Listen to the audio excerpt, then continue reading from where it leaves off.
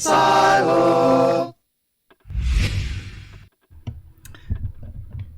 This, to me, is super exciting. How's everybody doing? Welcome. Welcome to Chrono Trigger. I've played this game once on stream before. It's been a long time. I am using my good old friend, the Super Nintendo. I have been searching for a long time to get this guy ready to stream and whatnot, and I'm finally here. Now hopefully there won't be any or too many technical difficulties. Right now the layout on the picture is kind of wrong, and that's just because of this screen. It's actually widened. It's set to widescreen, which is not correct. It's this is a Super Nintendo game, so it's got like a different resolution on it. It's actually supposed to be 4:3, although it doesn't look half bad, being all kind of spread out like that. So, honestly, I can't complain too much. I will say this before I get started. I'm going to have to get up. I have to close a door so that I don't make too much noise. But yeah, we are playing on original hardware, and life is good. So, without further ado, let me go and fix my door, and I'll be right back, and we can switch to the main screen and see how broken I made it.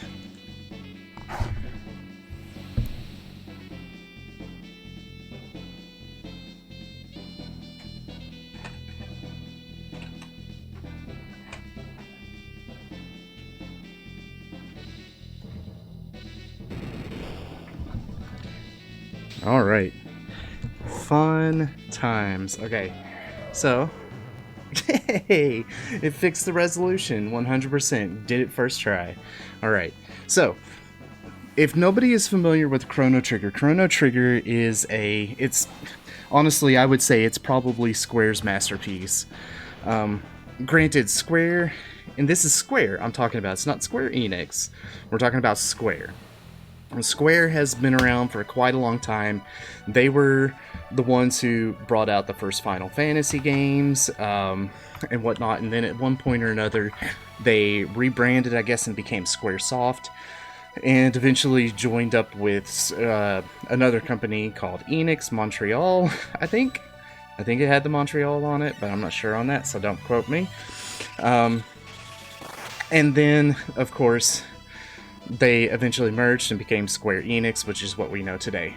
But before all that, back when they were just Square, they came out with a whole bunch of really awesome games. And to me, for so many different reasons that I don't think I can explain, this is probably the one that I love the most. To me, it does better than the Final Fantasies do.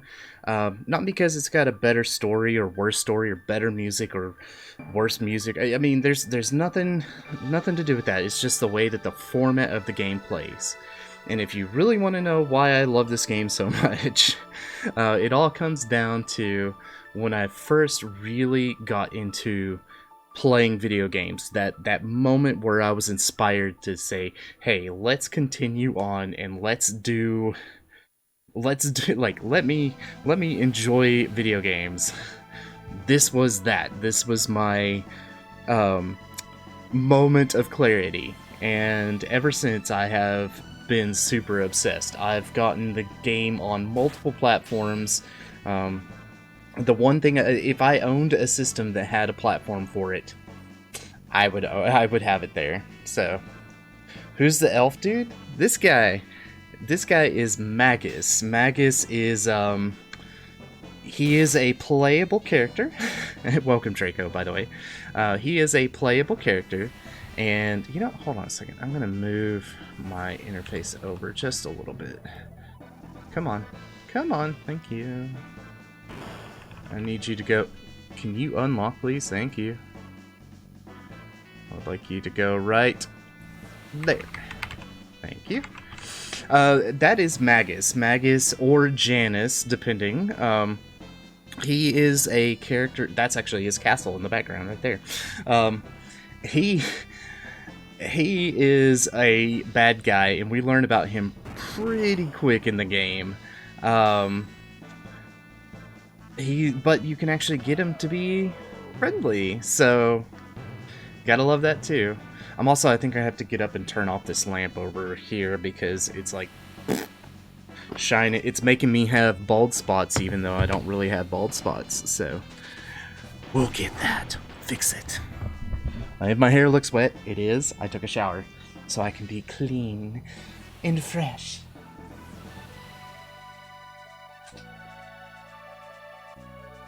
Now that is so much better. There's only so much a ring light can do for you, just to let you know. It still can't fix ugly, because I'm still here, so. Good times. Alright, so, without further ado, I want to show you guys, because this is the original cart, okay? This is the original cart for that I owned for Chrono Trigger. You can see here, like, some of these saved files, where we have level 75, and I named everybody different things, right? Pookie, Rear, and Burb, yeah, totally was not at all like 13 playing this game. But yeah, I think this was the last playthrough I did of this guy. I named everybody by their names inside of the game, like their actual names and not like their monikers that they chose to go by. But everybody here, everybody in Discord actually voted that I do a new game and not New Game Plus. So, rip my level 75 characters for this run. We're gonna go and do this guy. So, and then the best experience is active. You can do wait, and if you've never played the game before, I actually suggest doing wait. However, it's active allows for some really cool stuff. and we're just going to go with the default until later on, and then somebody can actually pay points to change things if they want to. Also, hopefully the sound is good. I tried to do a lot of balancing beforehand. It may be a little bit quiet because that's just how the Super Nintendo captures, but we'll see.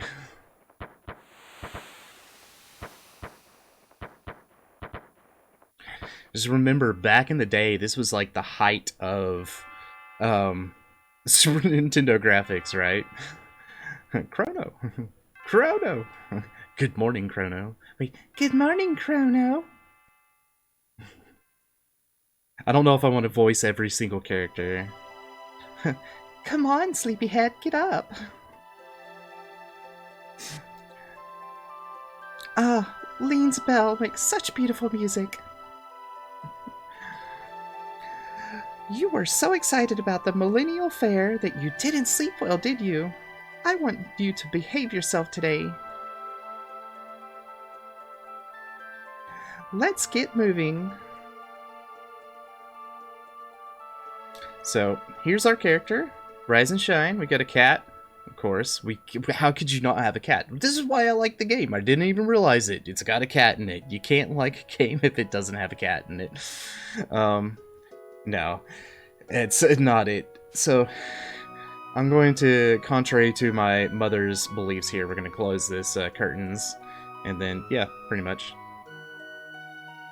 It's Puff's slideshow off. Fun fact, I found this out. The guy who did the concept art for a lot of the game is the guy, or one of the guys who did the concept art, I believe, for the game, is the guy who did the artwork for Dragon Ball Z. So, fun times. So if you look at, like, let me pull up the menu, like, the way, granted, they did it all in pixel format here, but, like, on the, if you look at the box art and stuff like that, you'll see a lot of similarities between the show and, this, so. It shows, yeah, see?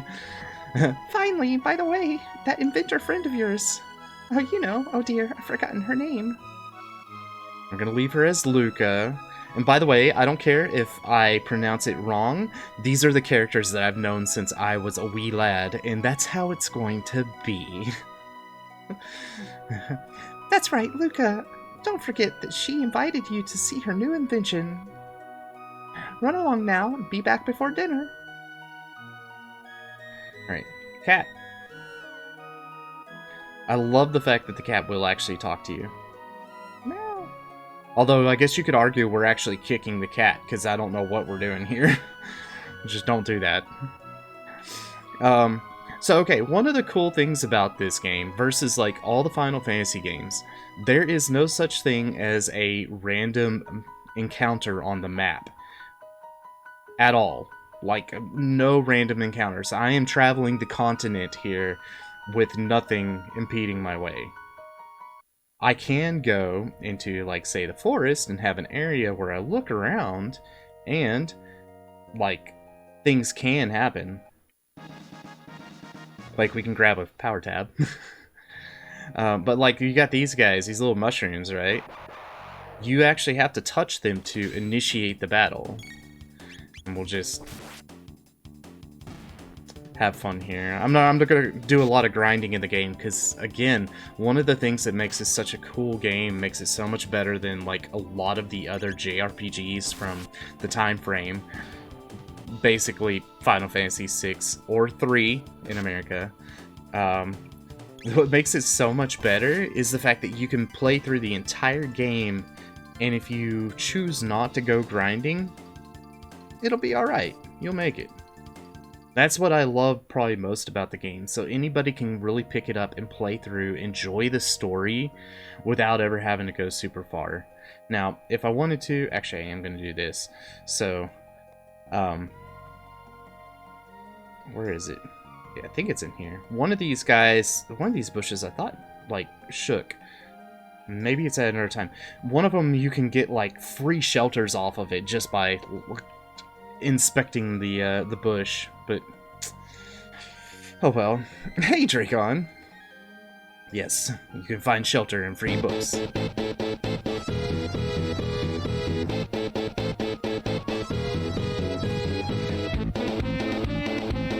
Welcome! Hey, Goddess of Kitties, it's good to see you! Welcome, I know you from Liz's channel. How are y'all doing? Were you streaming today and I missed it?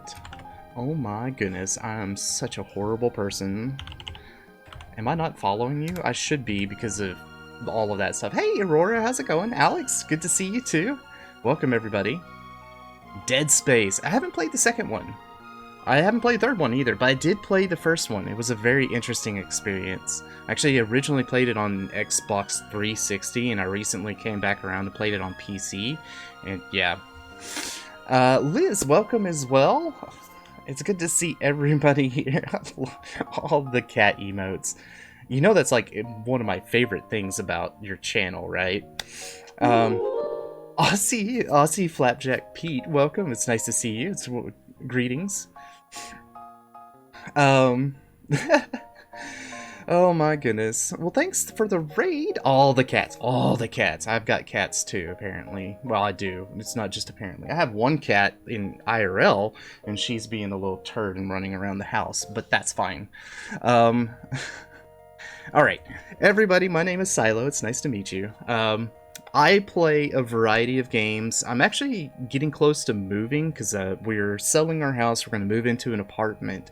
So I'm kind of trying to play some older games I haven't touched in a while. We're going to do this. This was actually the second game I ever streamed, and it'll be probably the last stream I ever last game I ever stream in this house. Goodness me.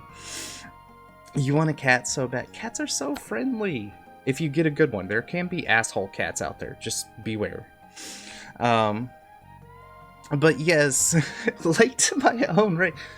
We don't blame you. It is okay. I appreciate you coming in, and thank you for bringing in your community. It's very much appreciated. Where was I? Oh, I play a variety of games. I've played, I met Liz when I was playing Elden Ring. I've done retro, I've done modern, I've done a few FPSs every once in a while. I've done, like, all sorts of things. Thought you were gonna say last stream ever. No, my goal is to finish this game. I do want to finish this game on stream, because I hate leaving unfinished games. No, I won't make this the last one. I promise. At least I hope not. But this will be my last one at this house. I still have, on Sundays, I have been doing Stray, and I should only have one more stream of that left before we finish out the game, and then I'll come back to this and we'll try to make it, so... But... It can't, at least for now. Oh, no, that's for the cat. Oh, no. Be sad for no more. Yeah, I am trying to, we think we found a way that I can stream at the apartment. Poor thing. We found a way. I'm in too good of a mood. You can't jump scare me like that, okay? It's just not going to happen. We think we found a way that I can stream at the apartment. At the very least, I won't have my full setup, but I can at least work off my laptop. I'm going to try to get a desktop situation set up there too, which would be amazing.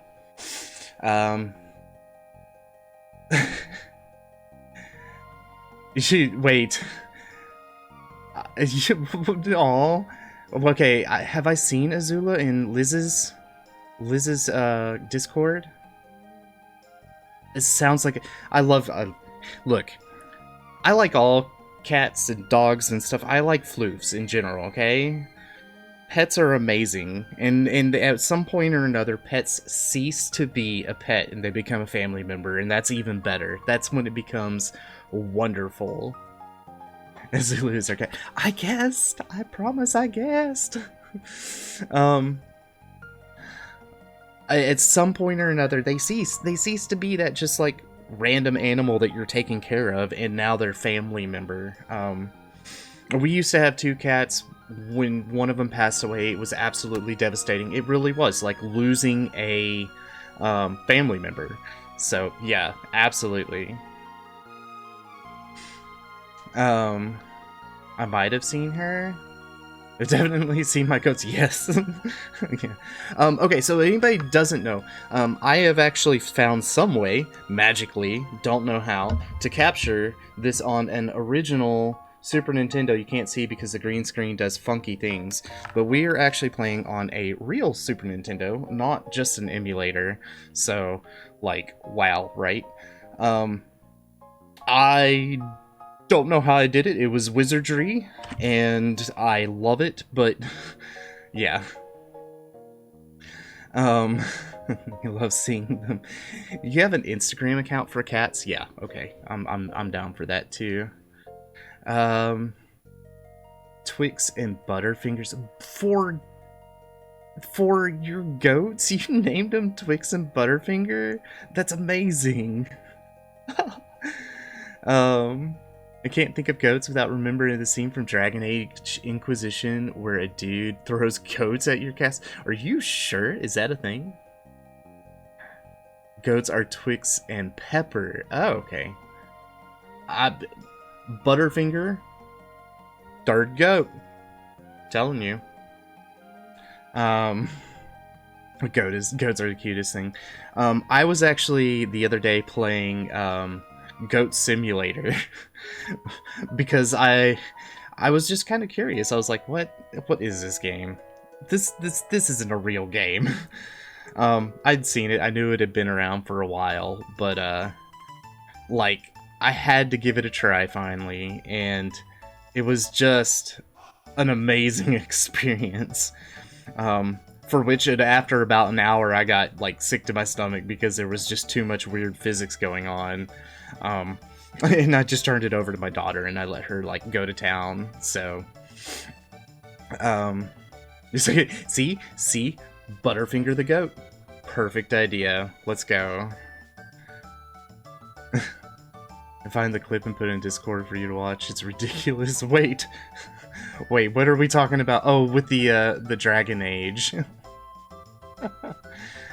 Yes.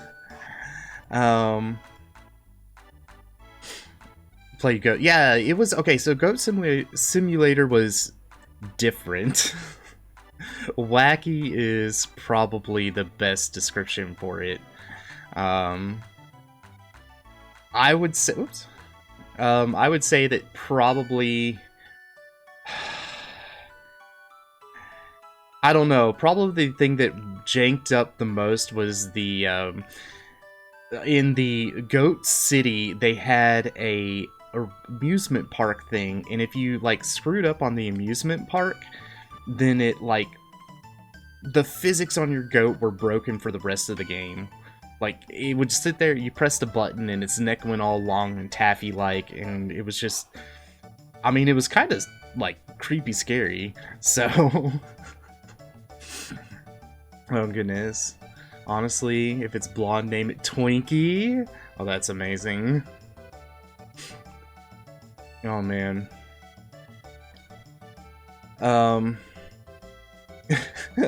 Goodness. Yeah. No, Goat Simulator was actually a really neat thing, and I would recommend it to somebody who's just looking for a good laugh.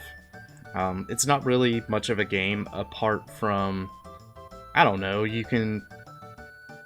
It's a simulator. Like, it's just a big giant sandbox and you run as a goat. You get to run over people with your horns and goat-like qualities? I don't know. They give you can lick people with your tongue. That's kind of weird. Guys that think I come with good names and really just hungry. I mean, we got Twix and Butterfinger and Twinkie and Pepper, and, you know, here soon we're gonna have, you know, shortbread and, I don't know what else. And cheese, because everybody likes goat cheese, right? If you've never had goat cheese, you need to try it. It's actually pretty good. It's one of those things like people go, ew, really? Trust me, it's good. If you, especially if you like cheeses like feta or maybe the texture of blue cheese or something like that, it's actually reminds me a lot of those, except definitely better than blue cheese. And I don't know. Yeah, it's pretty good. You hate it? It tastes coating. As opposed to licking people with your foot. Sir, my foot does not have a tongue. Tongues do not exist on this foot. Cannot relate. I've never seen a blonde goat. Challenge accepted. I will find one and I will post it somewhere and tag you in it. A mimic foot. Goodness. Draco goes around talking about Dark Souls and how he found a mod with a mimic bonfire. So that gave him nightmares. Compared to, say, my foot. Does my foot taste goaty? I am completely lost. My foot is not the goat, though. No. It's clean. Because again, shower. But it is not the goat. Please tag you with the... Again, challenge accepted. Or hell, looks like Goddess of Kitten's got it, or Kitty's got it. She's got you covered. Bonfire Mimic, that's awful. Was that the Daughters of Ash mod or something that you found, Draco? I think that's what it was. That mod looked amazingly difficult, and at some point or another I'm going to try it, so... As far as I know, it's only one. That was the point. I was like, nope, not today. Alright, do we want to advance plot? Do we want... Okay, we've got two questions here. Since everybody's here, we're at the very beginning of the game. We haven't gone very far, right? To advance plot, we have to talk to the cheeky blonde there, but we don't have to do that quite yet. Instead, we can do other things. For purposes of the game, we should probably make a decision for later on. Do we want to be good or bad? It doesn't really matter in the entire story, like as far as the outcomes go, but it does matter as far as how the story develops later on.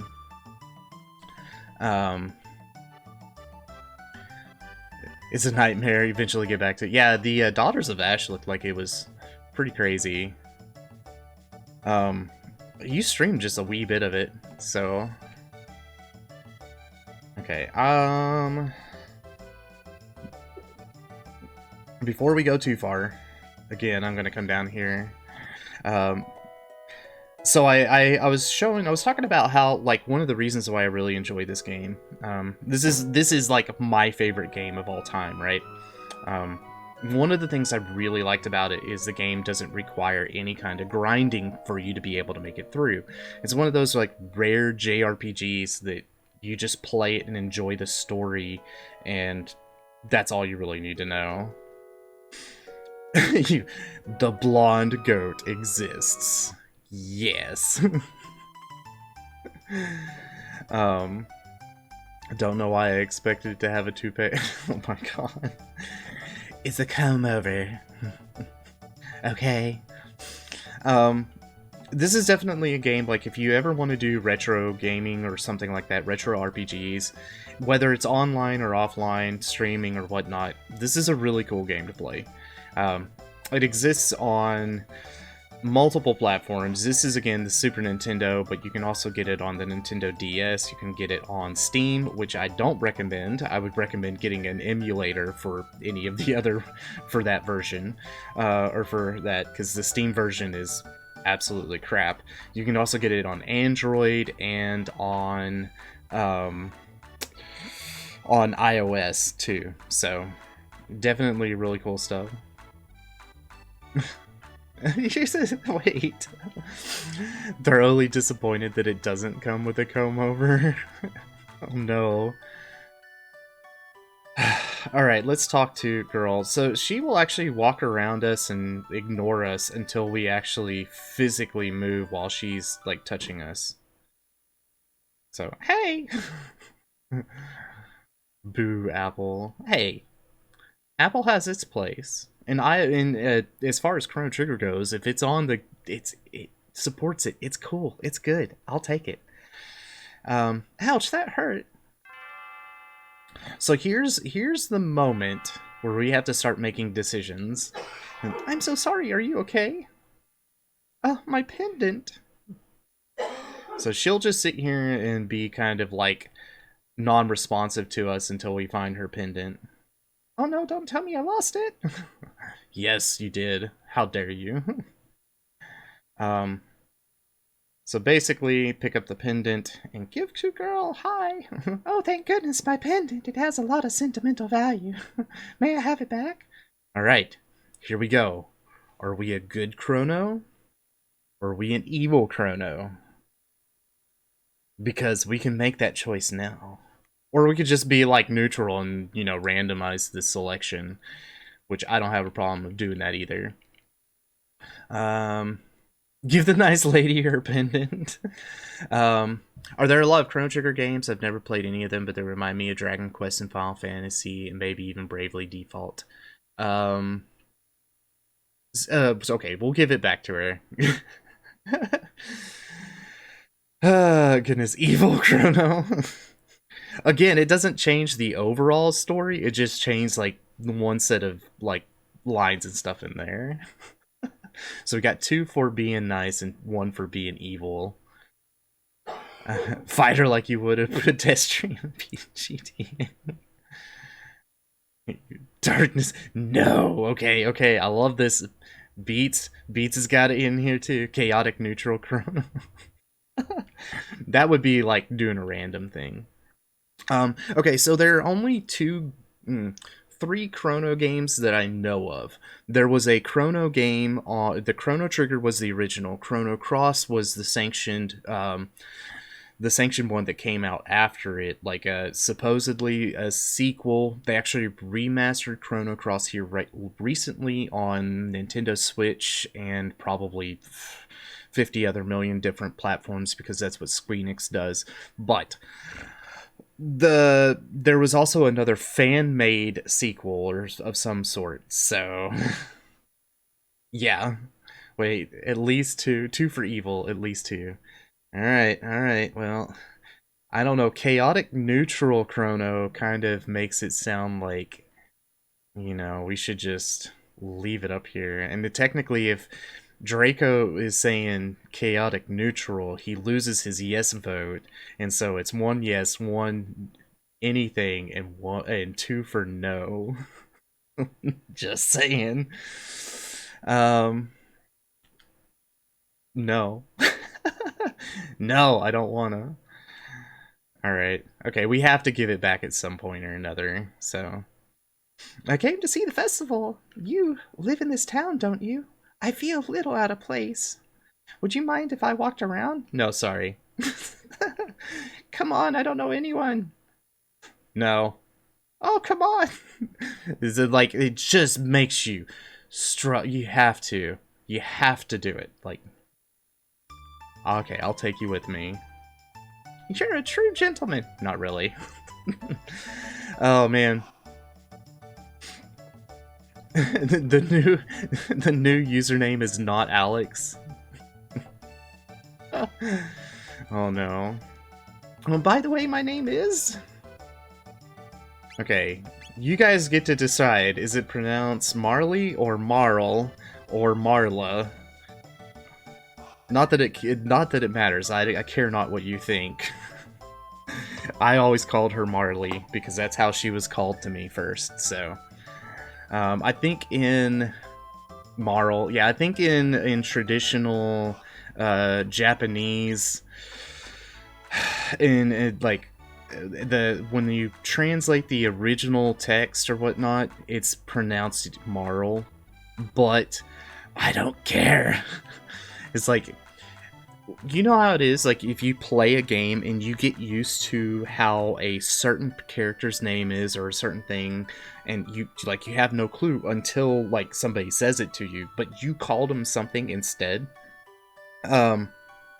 Yeah, she's Marley. She will forever be Marley. Just like, to equate this to something that, like, I've been told for, like, ages now, it's kind of like if you've ever read Harry Potter and you see Hermione, that's what you called her, or you called her something like that until the movies came out and you saw it was Hermione.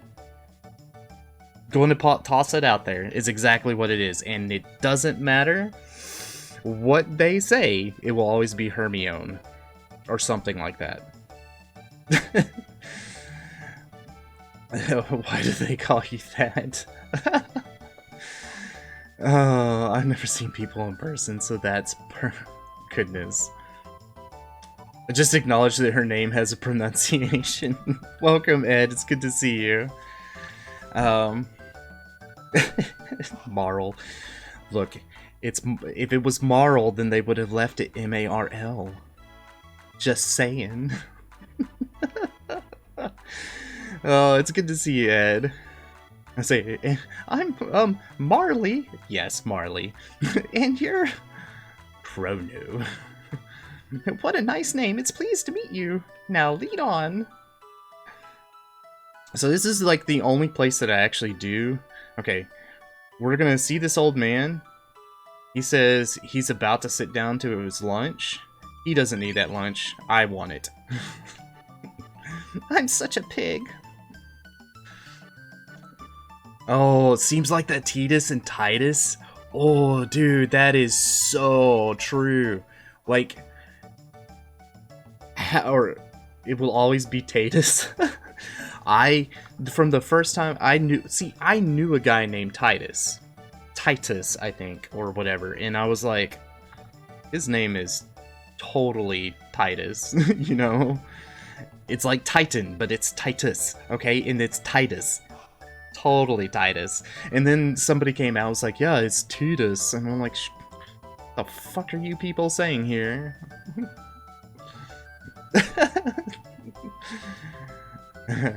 TTs, yeah, that'd work too. Tai-Tais, wait. Tai-Tais? I'll fight anyway. Yes, I don't care what the damn game says. Oh man. Oh goodness. Might change it back, but it's hard to explain. In other Discord chats, and you and Liz are the only Discords actually interact in mostly. You know, Alex, you can change it depending on how Liz has her Discord set up. You can make it so it's a nickname only in her Discord. By the way, I never even said this. Thank you for the follow, Goddess. I really appreciate that. Like, gone, out there, missed it. I saw it, I heard it, I lost it. Beats, 2 versus all, me and Goddess Kids on the same page. Look, I will forever call it Titus. I don't care what they say. So, this, by the way, is Gato. He's friendly and pink, and he's fun to fight. A lot was going on. Yeah, absolutely. It was good, though. It was a good going on. Alright, I'm gonna attack. See? Aw. There's a lot going on. Yeah, thank you for the follow, Beats. I'm much appreciated. Oh, I forgot. This guy, like, will counter on anything. Please, don't hurt me.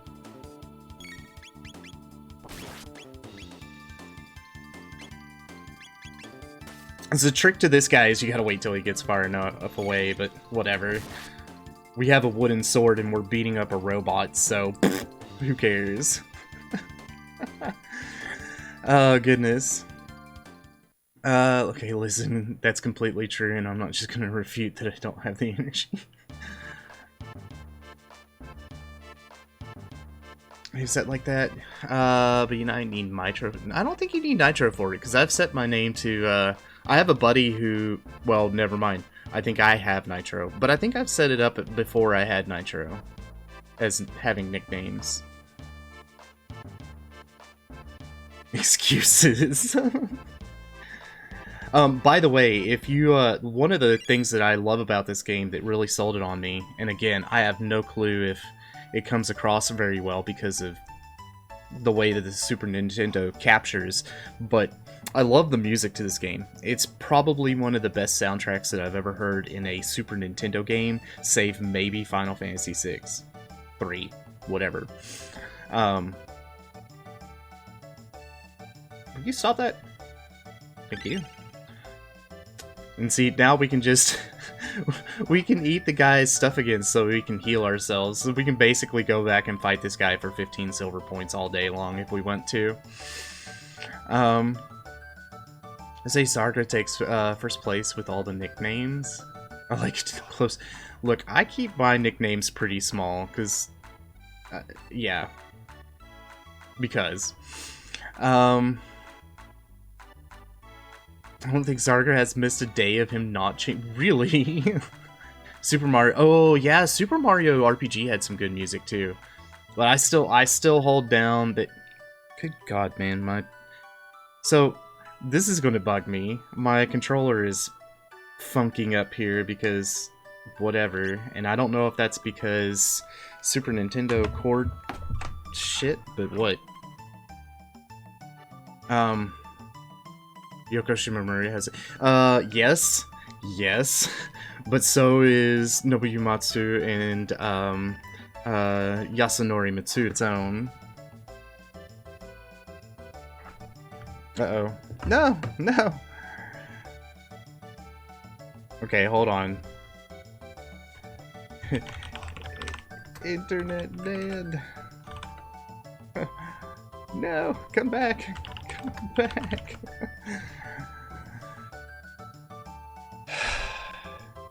Did your internet just take for a second? Yeah. That's my fault. I tried to upload a picture and then got halfway through and went, oh shit! Sorry, love you. I just guarded it. I won't do it again. Okay, thank you. My internet is very sensitive. It, if more than one person... It's not just you. No. No, no, no. No. It's a... I don't know if anybody can actually read this. It's a sensitive, internet. Should get better here in a bit.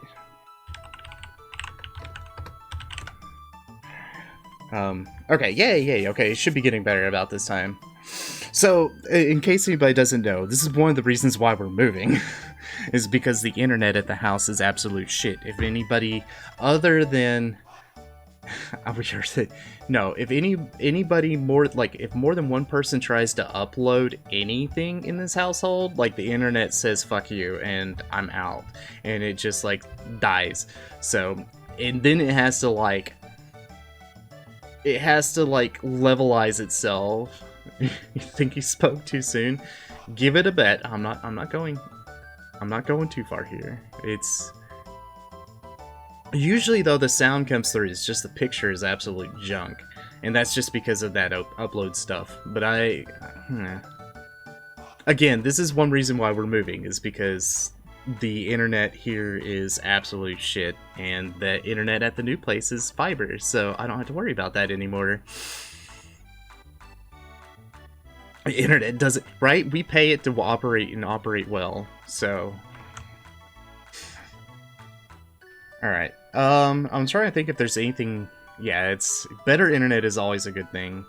It's actually the fact that we don't have great internet is one reason why I feel like I can't do more with streams. Like, I really want to do more community games, but I can't do those because my internet janks up every time, so...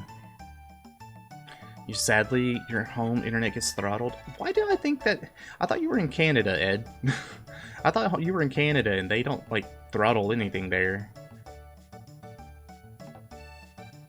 Yeah, okay. You did not... Sir, ma'am. No, sir. Don't you sir me. Internet is 90% of the reasons why... Oh... You have gigabit fiber. Right now it's at 500... Dude, you know what I would kill to have 500 megabytes on fiber. I feel it. My internet gets dumb, slow, and most random, yet inconsistent times. Yeah, it's so weird. Like anytime, like, okay. At work, it runs consistently. Yeah. So fun fact: everybody's from Ohio. I live in Arkansas. But do you know where I was born? I think Draco knew this. I think I still have some family up in Ohio, but I was born in Marietta, so I don't know if anybody knows where that is. Wait, shit. I'm not even gonna do that. Okay. I'm not even gonna answer that one, Ed. Nope. They're still setting up. Why don't you come back in a while? I don't remember what we have to do. Oh, that's right. Okay. But yeah, I was born in Marietta. I want to say my mother went to college at... She went to Marietta, but she also went to Columbus University too, I think, so... And see, a streamer I watched just moved to Ohio for work. Aww. Wait, you cut your wrist? What? What? Those are lyrics to a song. Oh, what? I am not with the times. Okay, if it's a song lyric, I miss it. It's lost. Do you know where Marietta is? Yeah, I still have family there. I think. And I've been there. It's been a while, but it's been. The last time I was there, I remember it being a very beautiful town. Lots of hills. Lots and lots of hills. No one knows this song by Hawthorne Heights. Everyone else in Ohio can get a job. My career. Yeah, poor Draco. Buy something. Sure, I have money. I have 400 G's. We're gonna buy an iron blade, so we can stop using our wooden sword.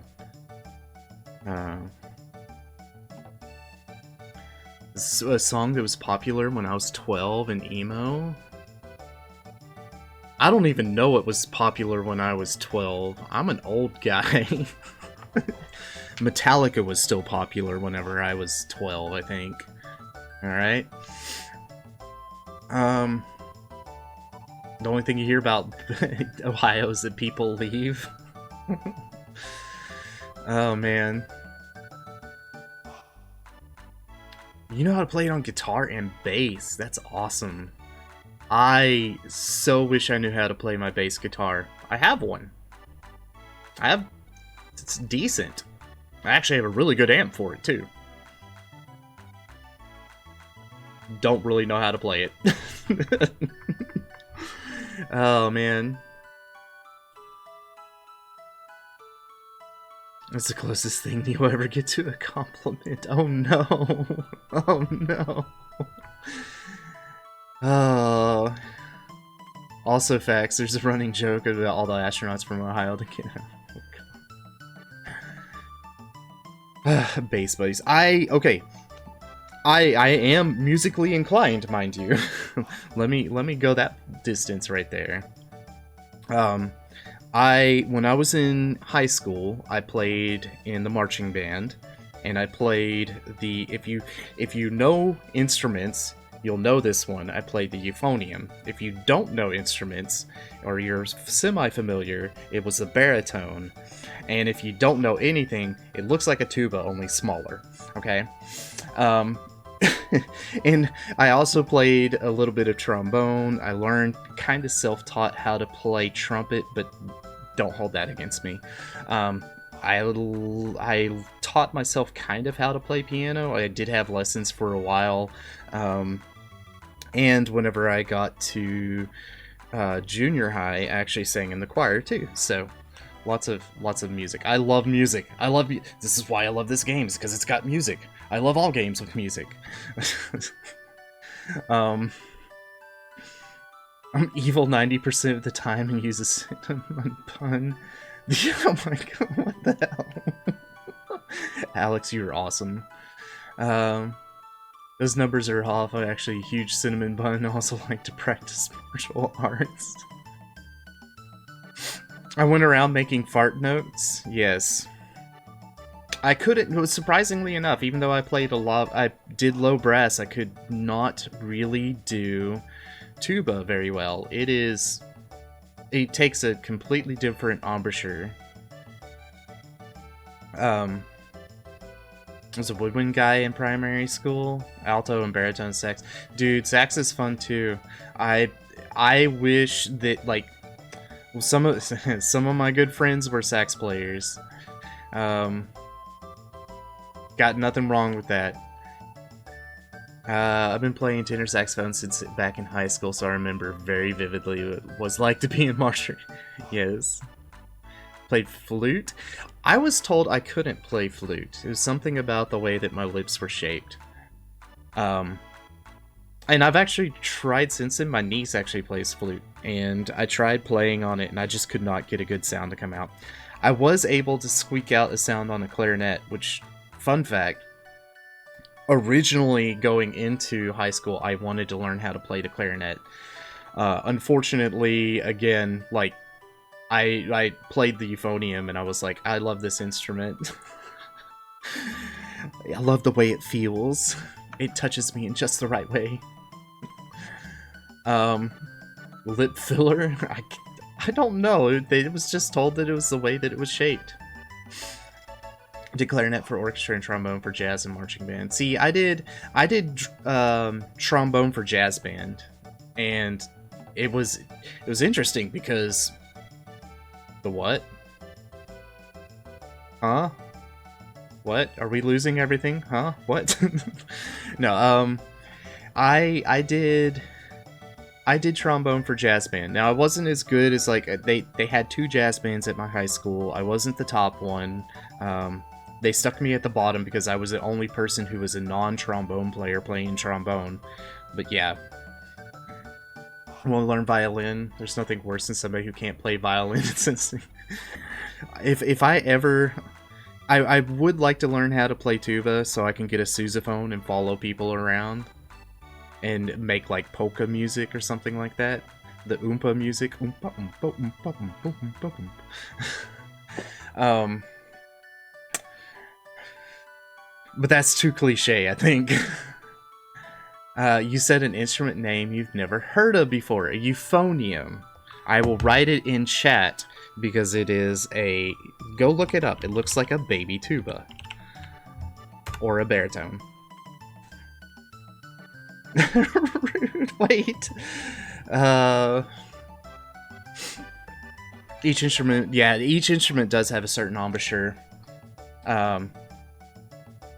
Yeah, and that was one reason, like, I could do, and there's a reason why, like, most brass players can swap in between them, but tuba has such a different embouchure, because you have to have, like, all of this has to be, like, loose, okay?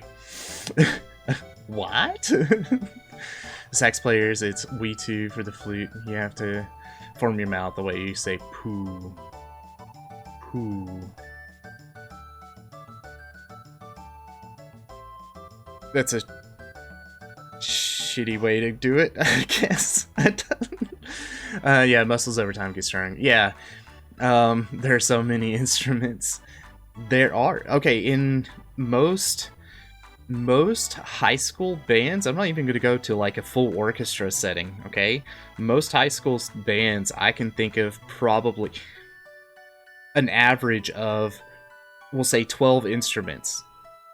Just in general, and that's not if you get into some of the, like, side instruments. Like, we have saxophone, but there's which usually refers to an alto sax, but you can also have soprano, you can have a tenor and a bass. So there's 4 instruments represented by 1. You can have multiple clarinets, you can have multiple types of flutes, you can have technically multiple types of trombones. You can have really only have either euphonium or baritone. You got tuba, but you can have trumpets, and then you have all the percussion section, which is like its own mess of things, which you could probably have about 20 in the percussion section at any given time. And then French horns, which is basically like trumpets, except they're a little bit lower and they have less of an ego. So piccolo tends to get lumped with flutes too. Yeah, I count piccolo with flutes because most, I think they're called flautists, which I always thought was weird. Most flautists that learn to pick up the piccolo, but nobody picks up the piccolo first, right?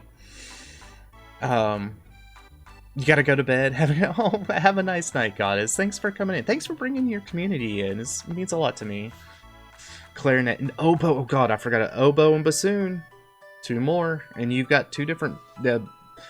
Those are completely different, like, feeling. I always counted oboe as an offshoot of clarinet, though, even though it's not the case. But it's very similar in the shape and the register, but it sounds completely different. Let's see, no idea. We had one chick who played piccolo and was very aggressive about it. It is a different instrument. It is.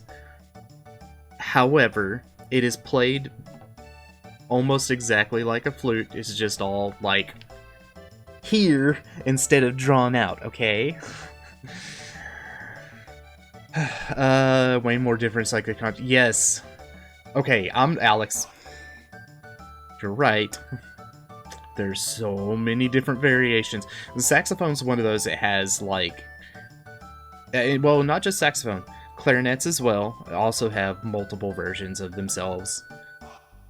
However, I would say that in all the years of band, both high school and in college, we never once had a single contrabass saxophone.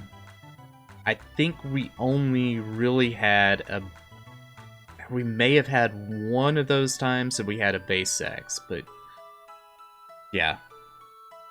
I didn't even realize the time. You gotta get up early. Have a good night, Beats. Thanks for coming in, everybody. It's good to see y'all. Thank you for the follows. But yeah. Oh, and then you start getting into the instruments that are, like, discontinued, that don't even exist anymore. Or at least they don't exist in a normal setting. Those are some interesting looking things, too. So...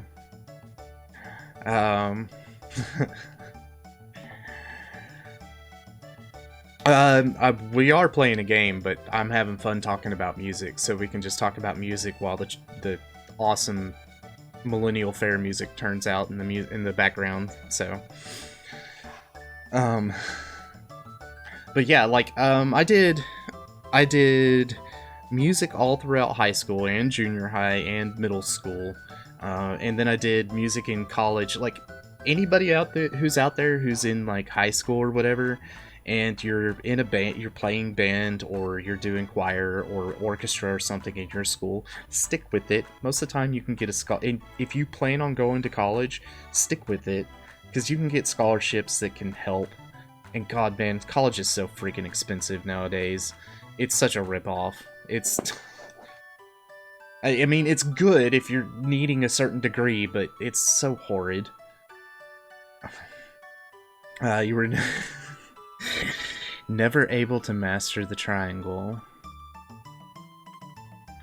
Did you play the square instead?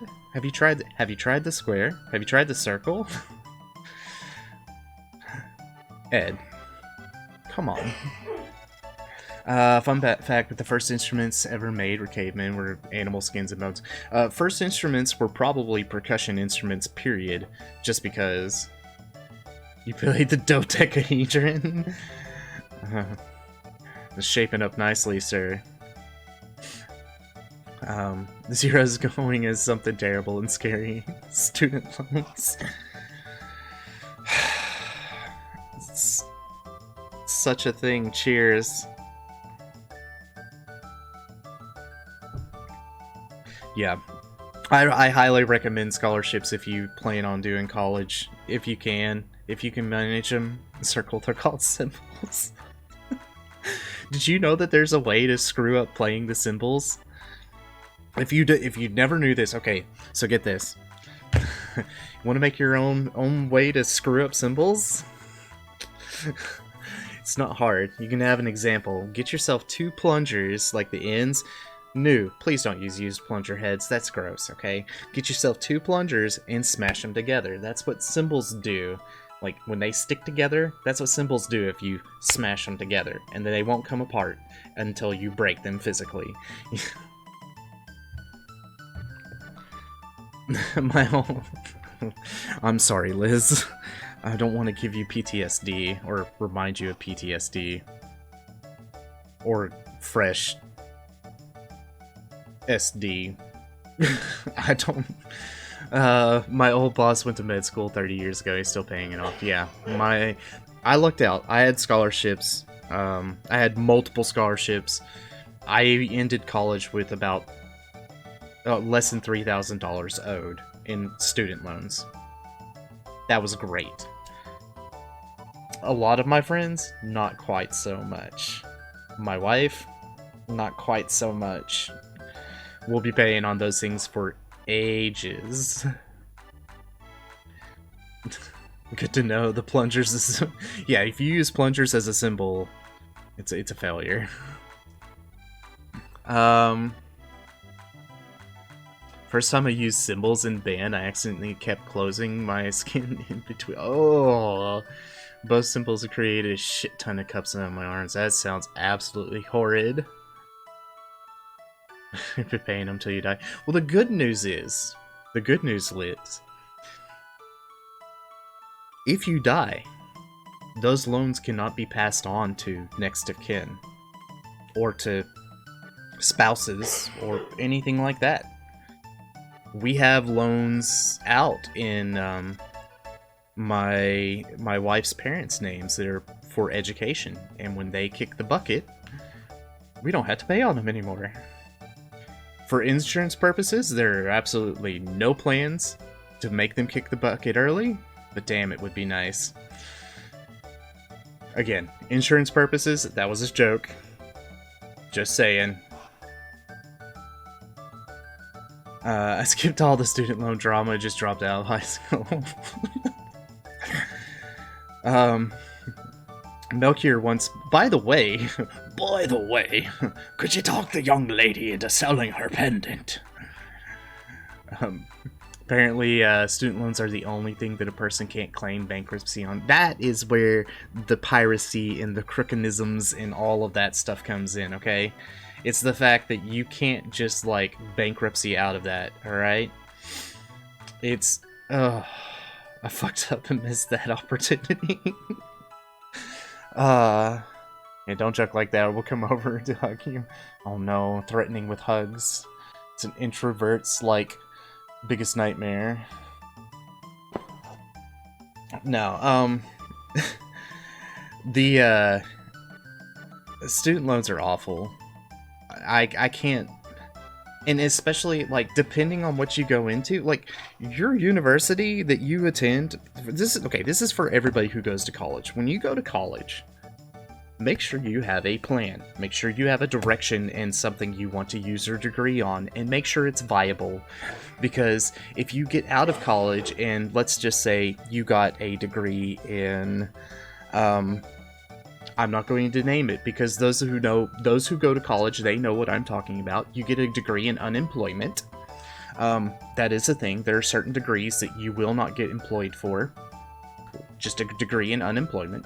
If you happen to get those, you're screwed. You're paying off a loan for $50,000, $100,000, whatever dollars, and you'll never get a job to make it go. It sucks. Liz, you gotta head to bed, gotta work tomorrow, have a great stream. Oh, thank you for...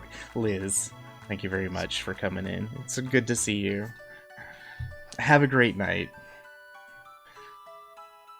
Or go to Germany where it's free for international... Okay, alright, that's how you game the system. Ed knows. A degree in unemployment. Sadly... Again, if you've been to college, you know what that degree is, or degrees. There's actually multiples. English is one of those. Shh! I wasn't going to name names, okay? Writing is another. Dang it, you made me do it! My German, wait, my friend's older sister became a geologist and was kind of like that for her. Yeah, it all depends on like what you can do right out of college, right? Sometimes you can go, sometimes the only thing you can do is to go directly into like grad school and try to get something better. I'd have to learn German. I can't even speak English half the time. I know English and I can speak German less than half the time. Canada, you can get a part-time job and pay your tuition easily. Yeah, see, unfortunately, in the US, it doesn't quite work that way. German is a nightmare to learn. Not exactly, except for the fact that, like, half the words are Latin, and it's based on the, like, English is also based on Latin, and so, yeah. But look, I'm going to teach you your first... Well, probably not your first. I'm going to teach you a German word. It's very simple, okay? It means growing kids. Kindergarten. Yeah, actually, Kinder is German for children, and Garten is German for garden. So you were literally growing children. Silly plants. And now, from now on, when you see a kid acting up, you're gonna be like, damn, you're a weed. Most I ever got paid in years, maybe 7K, but I got 30% back. I hate- wait! You hate me?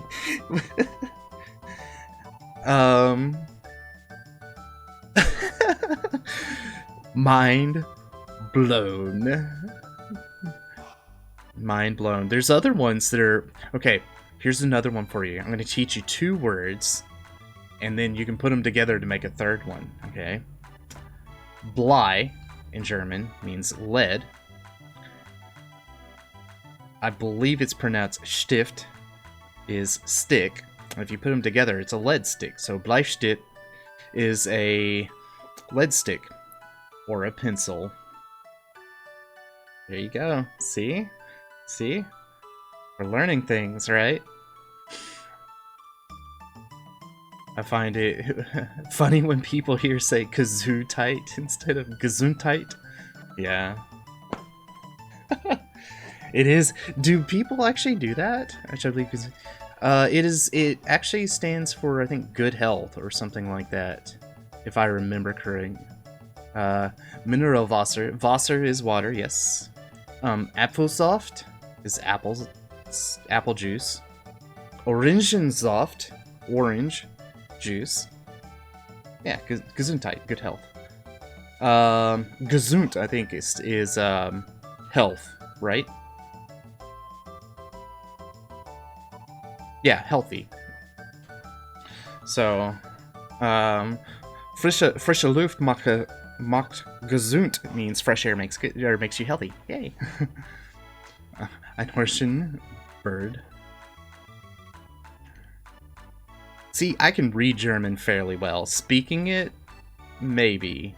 Pulling it out my ass to actually have a conversation. Do you know English? That's a much better option for me. I saw a video once detailing how the Germans have words for certain feelings and actions that don't exist in other languages. That doesn't surprise me. There's a lot of things that do not exist in English, or do not have an English version, and we kind of try to come up with it, right? We try to come up with a rough translation, but that to me, I think, is where rough translation actually comes from. Would you like to sell your pendant? Oh my, it's the pendant. Sorry, I can't buy that. It's far too special. Keep it safe. Alright, well, it's interesting that he actually recognizes it. English just hasn't stolen those words yet. Right? I appreciate that there's only one conjugation system in German. That is something that's really nice, and the rules are a hell of a lot more rigid than they are in English. In English, it's funny, like, you talk to anybody from a foreign country, I say foreign country, That's horrible, and that's terrible for me to say. You talk to anybody outside of an English-speaking country learning English, and they see words like that have an OU. It's, for instance, could, would, and then you start tossing in other things like that, though, and thorough, and things like that. And it's like, why don't these things sound like they're spelled the same? And all of those different things, right? And it's amazing because if you have that same structure in German, it's the same. Like, you know that would and would, yeah. But it's not just that. It's like I said, would and wound, okay, and could. This is like, it's why they're spelled the same. Why do I have different pronunciations for the same combinations of letters? It should be the same. Yeah. Dracon's right though. It's like there's so many different things. It's like, how do you screw this up? Well, English, that's how. I hate that there are different ways to say the or an or this, these. Yeah, wound. Oh, you want to fuck somebody up in another language? Wound and wound.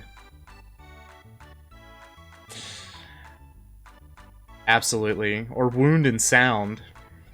That'll fuck them up too. All those things. It's just because of, again, stupid English rules, right?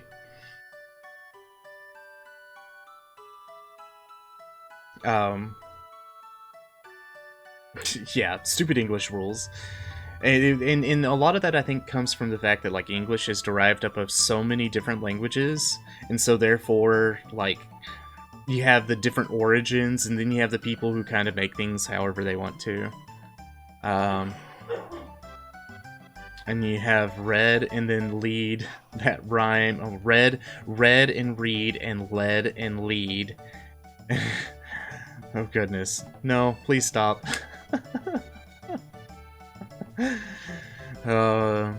Die das, der, ein, einen, einer, einem, and eine. Yeah, those are just your, what, prepositions, is that right? But it's all, here's the other thing. So English doesn't really have a, there is a, I can't think of, like, pronouns have genders in English, but not quite the same. Most of the stuff is all gender neutral, right? So if you have, like, a dog, it's the dog. Now, if you want to name, if a dog is a he, then it's, you know, you can name it whatever you want. But, like, in general, most nouns in English are neutral. But when you start talking about German, a dog is a masculine. It is der Hund, which is der is masculine, basically. Weird stuff. Yeah, appreciate the gender neutralness of English. I don't think there's actually a lot of, I said that there was, I think I said that there was, like, gender nouns, but I don't think there are in English. It's very neutral. Something I learned in school is I before E, except after C, and that is a lie. Right? Weird, isn't it? Oh, goodness. Favorite buffalo...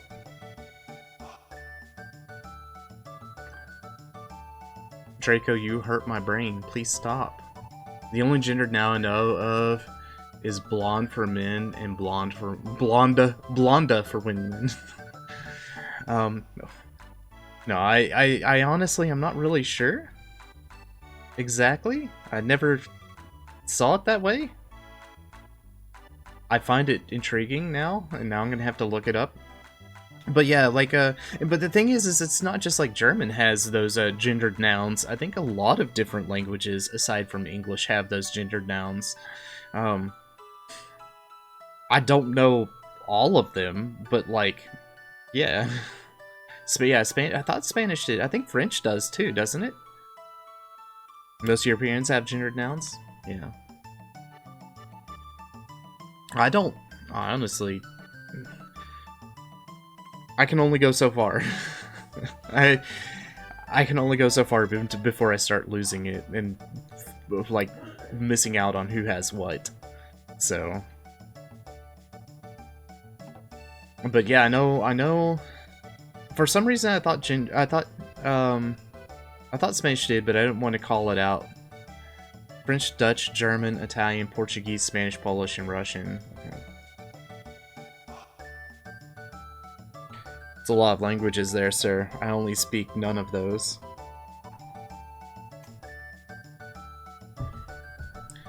And I speak one of those pretty badly, too, so... and more.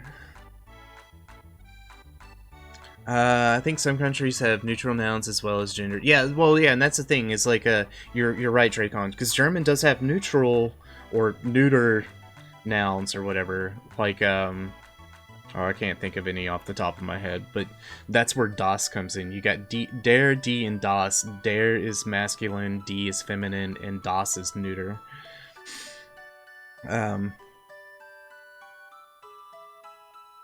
Yeah, but again, I'm with you. I haven't studied a lot of foreign languages, so... And it's been forever since German 1 and 2, so... I got into an argument with my Spanish teacher in high school because I kept getting tripped up by LaSalle being feminine. I'll probably pronounce that wrong, and I'm sorry, because Mr. Salt from Blue's Clues. Worst part about gender system is there is no set rule to determine what noun is what gender. You kind of have to know what it is. However, and I will say this, and I'm sure that when Ethan Burris gets here, he could answer. I know that most of the time, if you accidentally screw up, they may think it's funny, but they know what the hell you're talking about. If y'all didn't know, Isenbergs is from Germany. He every once in a while he'll write something and make me say it in German just because he likes to torture me. But that aside, he and I have had discussions before. He's like, it's cute that you try.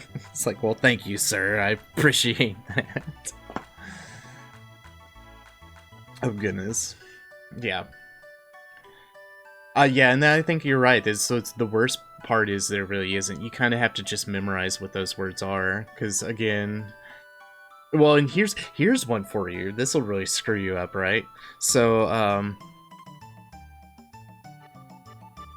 boy... is der Junge. Very easy, right? Der, masculine, boy. Girl, in German, is das Mädchen.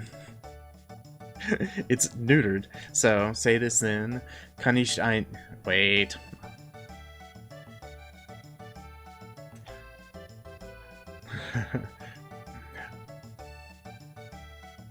I have to read this first.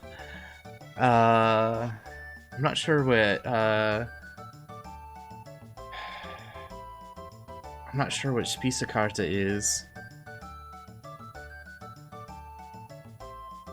I don't know if it's grammatically correct, but yeah, it's like, kann ich ein Spießkarten haben?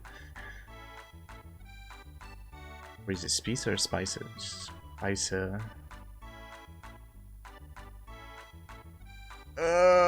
Brain hurt.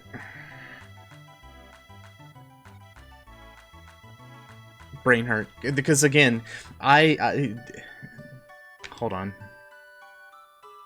I can always... No, it should be Speisekarte, not Spießkarte. Yeah. Yep, there it is. Yeah, I was like, wait a second, I gotta remember the rule of I and E. It's, if you do the one where it ends with, so, and the way that I always remember is looking at der, die, das, right? Der, die, and das. Die is always die. So therefore, if you have die, then it's not die, it's D. That's how I always have to remember it. If I ever forget it, because I do forget these things. They're still setting up. Do you know the latest gossip? Yeah, good jerk. don't remember what we have to do to actually advance this. We talked to Melchior. Oh, I remember now. We got to talk to you. Heard Luca and her dad were having another crazy invention. Hope it doesn't blow up. They ought to be ready. I haven't tried to speak or write German since I was in college. I haven't tried to speak or, well, I speak whenever Ethan Burst asks me to. But, write it? It's been a while. It's been quite a while. Probably since I was in high school. Hold your horses, I'm gonna get some candy. Of course you do. Alright, I'm leaving. Give me just a second. By the way, if we stay in still, it drives a dialogue later on. Actually, both of this drives a dialogue. There's no need to drag me by the arm like some kidnapper. Uh-oh. Hi, I'd like some of this. Sure, young lady. Thanks for waiting. I'm impatient. Right. Step right up. Any of you have time and the courage, our super dimension warp is the invention of the century. To use it, jump up here. And you'll get teleported here. It's the masterwork of my beautiful daughter, Luca. Alright, well, nobody else wants to do it, so it's up to us, right? Chrono? Where have you been? No one wants to try the telepod. How about you? No. I've been live for an hour and a half and played maybe 10 minutes of the game. The rest...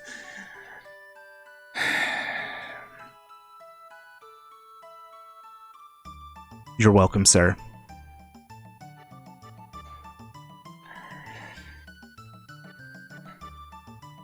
Hey, I had the chill beats of the Millennial Fair going on in my ears. I was cool. We could be down. Like, honestly, I could sit here and just chatting to this music all day long, provided I had something to talk about. So, you're not the only one who does it. I noticed it, and I'm sitting there like, okay, if I don't play any on this game, it's going to turn into like 8 streams instead of 6. So, I need to do something. Just hop on the left pod. I actually considered not reading out any of the text because it's an old game. Why would you read text? Nobody reads texts. It needs to be like voice acted or else no. All systems go. Begin the energy transfer.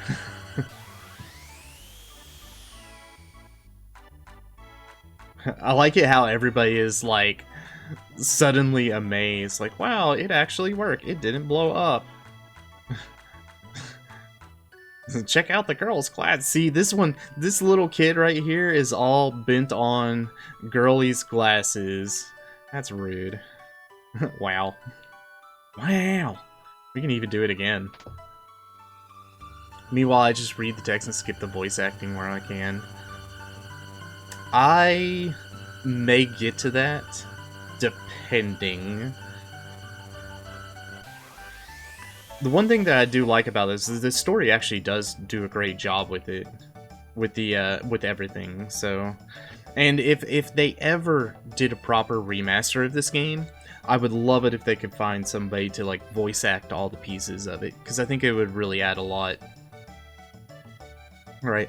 What a kick! I want to try it too. Huh? Hey Chrono, how did you pick up a cutie like her? Well, technically I didn't. I tried to kidnap her. She said so earlier in the game, so, you know, obviously we're horrible peoples. Hang on, Chrono, I'll be right there. Behold, I love this. I love the setup. We went from nobody's going to try this to behold, ladies and gentlemen, as this vision of loveliness steps aboard the machine. Don't go away. I'll be right back. You sure about this? There's still time to change your mind. You sure you want to risk your life? No way. And you you obviously know something's gonna happen because the music changes. See, this is how games used to do it. Alright everyone, let's give her a great big hand when she reappears. See? That's called foreshadowing. Sort of. Maybe. All systems on. I love it. Like, they didn't even go through this much drama when we were testing out the machine for them. They have to do it in here. Just pointing that out. Rude friend of mine. Begin the energy transfer! If you guys like the music on this, I can actually recommend a couple people who have remade some of the music, either in full orchestration or whatnot, and they have done an excellent job with it. What's happening? My pendant! Huh? Wait, what? I would love for Squeenix to actually do a proper remake, or I say remake, remaster. Like they did the Pixel remasters for the Final Fantasy games, and I mean those are great and all. I would love for them to have addressed this in that same capacity. Unfortunately, they did not, and I think that that's it's kind of a travesty because I feel like again this is one of the better games that they had ever put out at the time. Probably the best one in their library, but it gets neglected so much by so many people.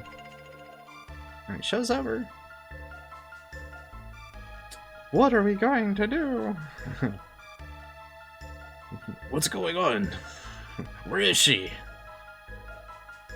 The way she disappeared, it couldn't have been the telepod. The warp field seemed to be affected by her pendant.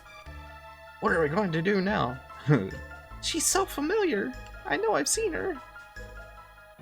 So, in New Game Plus, if you come here, you can actually jump on this portal right here and go straight to the end of the game and fight the end-game boss. By the way, if anybody didn't know.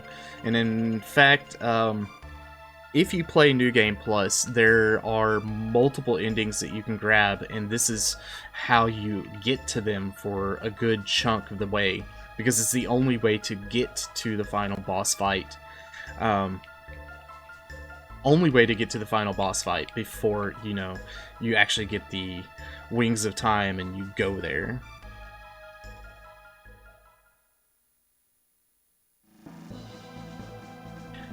Chrono! You're actually going to do it? What a fine lad! Listen, I don't know where this machine is going to send you, but we haven't any other choice. Won't they both be... Wait, won't they both be lost? This is where I lose my voice acting. This is our only hope. The pendant seems to be the key. So hang on to it, Chrono, and brace yourself. I just realized I bought that new sword and I never equipped it. Begin the energy transfer. More power. I need more power.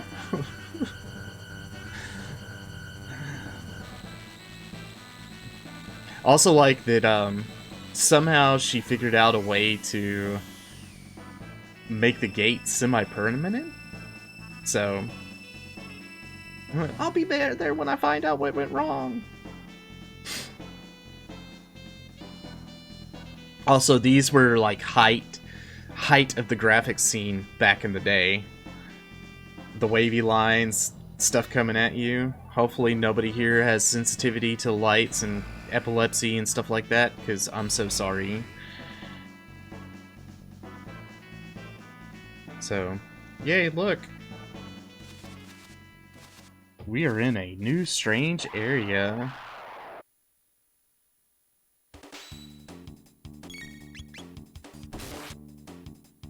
But, I don't know, I think one of the things that I really liked about Chrono is that, again, the reason why the game sticks out so much to me is so many things aren't, I don't feel like the time and effort is put into all the story building like it does here.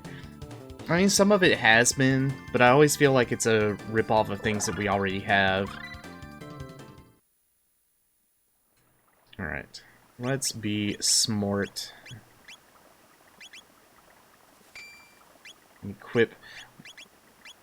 Okay, yeah, equip the iron sword for later. It'll make things a little bit easier, I think. So, and because of the nature of the game, I will be attacking virtually everything that I can. I'm gonna not run away or avoid any fights if I can. I'm also curious, I've never done it, but actually dying in this area, it's possible. You could have it happen, but I would find that very interesting if somebody ever did that. Go ahead and quit that. Yeah, but if anybody has any questions on this, like little bits and pieces, then sure, yeah, let me know. I'm gonna lurk, gonna harass the Kurdersh. Go right ahead. Is he doing coding tonight? Oh. Coding and then Valorant, probably. In case y'all didn't know, Kadash and I, Kadash and I have been friends for a while on Twitch and whatnot.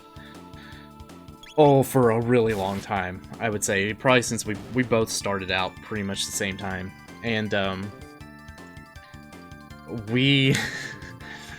we've done a lot of things, and one of the things we actually did, we actually ran a podcast for a long time, and I say a long time, for a year and a half or so. And it was a music podcast, surprise, surprise, and this was a constant theme, was pulling up music like this and similar. All right, let's go and get a room.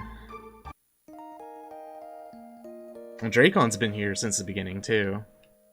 Back since we were doing Jackbox night. And that was on YouTube. And we talked a little bit about Jackbox, I think it was Sunday. Those were the days. And then I swapped it over to Twitch and it got really weird, and Twitch peoples were weird. And I love you guys for it, so... Those guys were weird. We got people coming in that they were in there to troll, and it just was not worth it. Alright. And like I said, I'm going to fight everything in here. So, lots of death. The good thing is because of our level and because we got the sword, we should be able to kill just about everything without any major issues.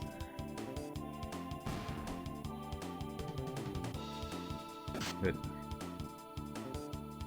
I'm just sitting here mashing the A button, by the way, waiting for it to get there. Oh, I can't kill you in one hit? Rude. So here soon I'm going to show off some of the text that the game has. One of the finer points of this game is, well, the finer point of any game is learned combat things and whatnot. And this game has what they call text, but later on they'll have dual text, which gets even better. And as far as I know, it's one of the few games that will actually do that. I want these guys to be closer. It's one of the few games that exist out there that actually has this dual tech mechanic, if you will, where you can use two of your characters and combine their skills together. It makes for a really unique experience that, again, you don't see in a lot of other things. Like, I'm like scratching my head trying, well, I'm not scratching it like literally, but I'm sitting there thinking, like, is there a case where that exists in another game that's not like a Chrono Trigger knockoff? And I don't know if there is.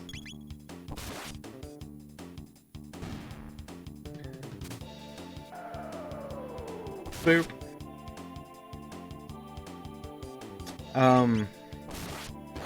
That's a really cool mechanic. Another really cool mechanic, and it exists in Super Mario RPG, is the time attacks and timed blocking and such. These are all things that, like, I wish that they would do more with that in modern gaming. And they just don't. I don't know why. It would make a lot of sense. It'd be really cool, unique, again, experience. Especially in an RPG format. Like, you could have your base damage, but like in Mario RPG, you pressed the attack button right before the attack landed, and you could get bonus damage. Or you could press the defend button right before the attack landed on you and cut some of the damage out, or in some cases completely negate it. I think that's it. There's only like 2 more battles to be had.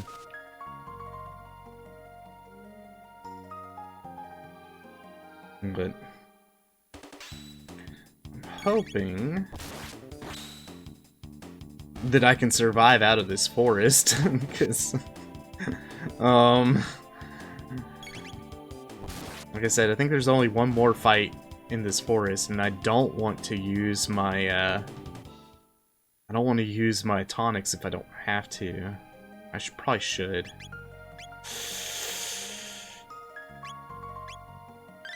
Okay. I had 29 health. If I lose more than 29, then it was a good decision. Ah, dang it. Good move. So Cyclone does this really cool move where it, as you saw it circled around. If you happen to get 2 enemies close to each other, you can hit them both at the same time. Basically creating an area effect. And cool, neat, cool mechanic, but again, you won't see anything until we start getting more towards the, more towards getting other people in our party so that we can do dual tech. Alright. Halt! Who goes there? 'Tis I, Sir Red Hair. Check out the hair. Where are you from? Are you one of Magus's troopers? Hardly. This kid never would have made the cut. Show us your stamp collection, son. Now beat it, shrimp! Such rude little peoples. Stop that at once! Queen Lean! Show your manners. This is a friend of mine. But there's something odd about him. He has red hair. Hey, you dissing on my ginger locks here, sir? You refuse to obey my orders. Forgive me, my lady. Please enter, sir.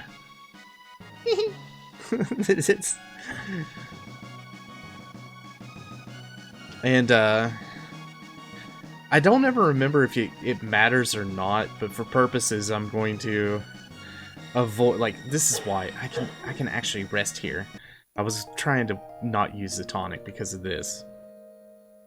All of these actually have some really rich story stuff going on. They'll tell you about kind of what's happening at the time, but I can summarize it for everybody. Haha. This is the captain of the guard, and he and his troops are going to fight a guy named Magus. Magus is basically waging war on the kingdom. I don't exactly... Now, that's one thing I don't remember, is why he's trying to start a war while he's doing it, other than it's kind of an elitist, we have magic, you know, monsters have been oppressed for so long, and now we can be, like, rise above this. Wait, do you know? What's this ice cream stuff that Queen Lean always wants so badly? So, obviously something's going on with the chef. By the way, there's a treasure chest here. It's hard to see. Well, maybe not.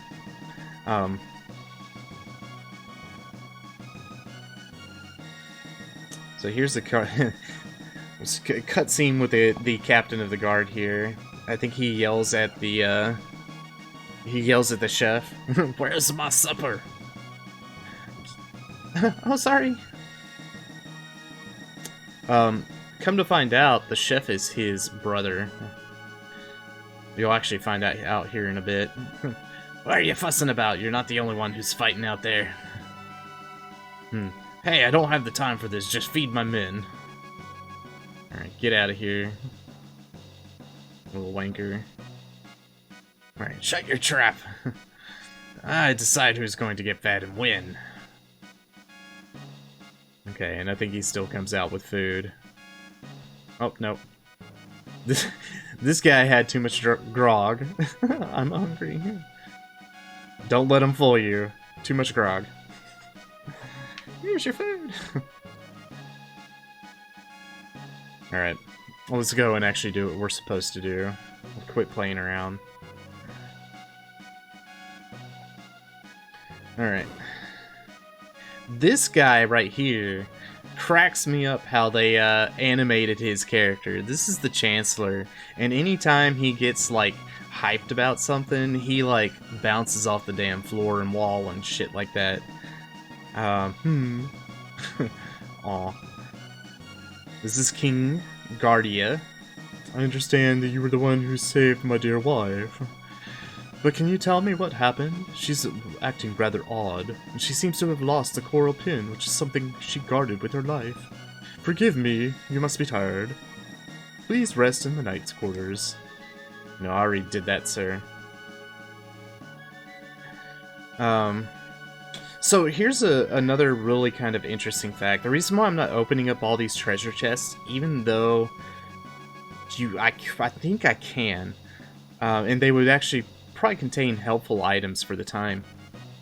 I want to say if you open them up in the past, they're not available in the future, or at the present time. So I always, like, ever since I noticed, like, that you could glitch out, not glitch out, but you could kind of utilize that, I stopped doing it. Alright, the queen awaits!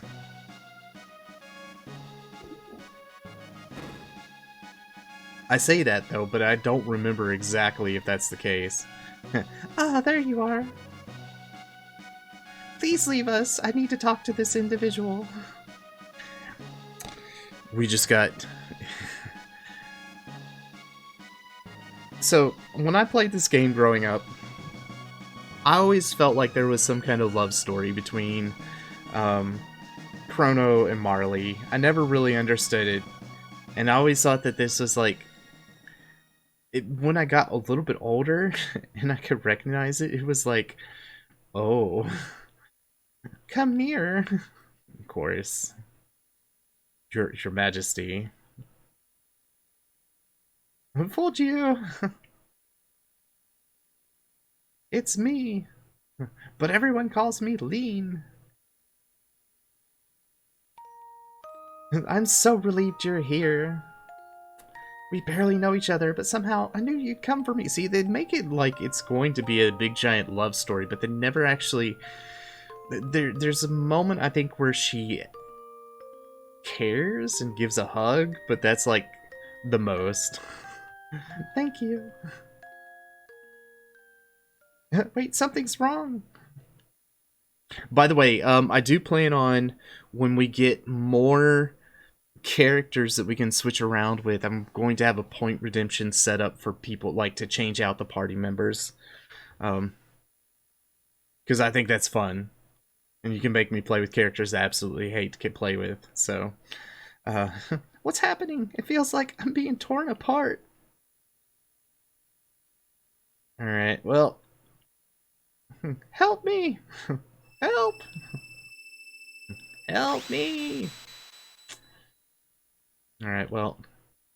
Rip. Alright, so now... Now we get to figure out what the hell just happened. Chrono! Wait, Chrono! And I often wonder, did she actually say Huff Puff? Or is that just trying to voice the exact feeling that she had at the time? You're okay. Did you find the girl? Gone? What do you mean she's gone? It's just as I thought. I knew I recognized her. And now, the big reveal. And this looks identical to the castle in our time. I bet they mistook that girl for her ancestor. You see, she's a member of the royal family. She's Princess Nadia.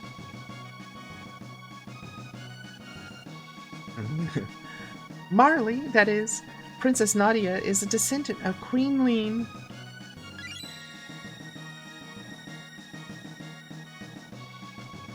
I like this.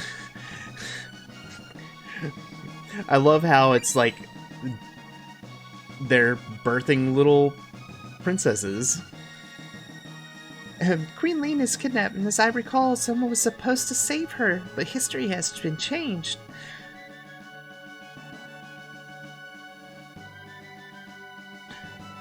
Marley looks so much like Lean that they probably called off their search when she appeared. But if the real queen is killed... That's what we like to call a paradox. Actually, it's a paradox that fixed itself right before our eyes. Marley will simply disappear. There might still be time if we can save Lean. History as we know it should remain unchanged. This is what I like about it. It's like, it starts off so simple. Like, so many games need to do this. It starts it off like you just dab your toes in the story. Okay, we traveled back in time. We screwed up, you know, whatever. Altered the future. We gotta fix it. If you know anything about anything, whether like any kind of time travel nonsense, no matter what the TV show, sci-fi show, whatever you've ever been into, you know that it is never just that simple. Something must have happened to the queen. Hurry, we have to find the real queen. It's like you just like dabbles your stuff in there, but like everybody knows you don't just like get to change the past without affecting the future in some way, and you can't just change it back, right? What Back to the Future taught us that, right? That's the reason why, you know, Marty McFly ended up, or not Marty, but his father ended up being like super cool in the future, or in the present time after he sacked Biff. Alright, 15 points. So here soon Luca should be learning a new tech here soon. Needs 4.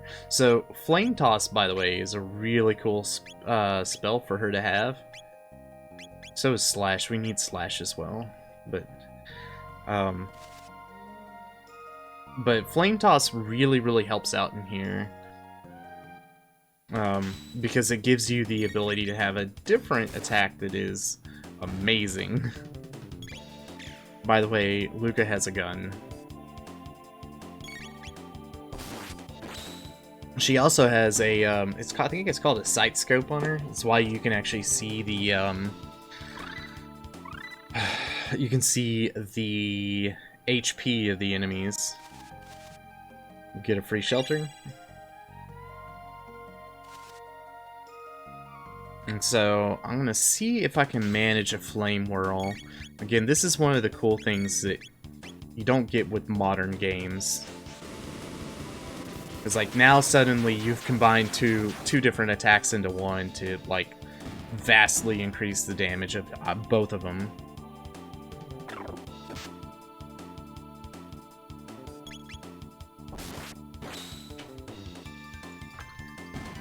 Or you can get a critical hit and do the same amount of damage because, you know, stuff.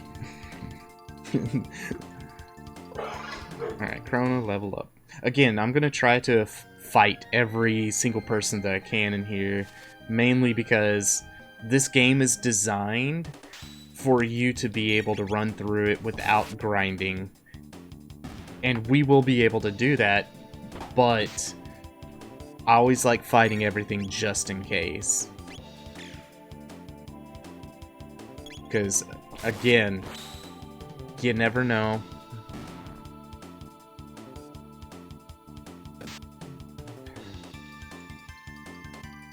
Alright. I hate this. So, on my, my New Game Plus versions of the game, I think I'm on, like, 8 or 9 playthroughs on it. and I've been collecting like speed tabs and magic tabs and power tabs, and I've actually done grinding on that game to try to get some of those items. And the reason why is because all of the characters at this stage of the game are so freaking slow, just to attack, to everything. So I'm actually going to do a flame toss so you can see that one by itself.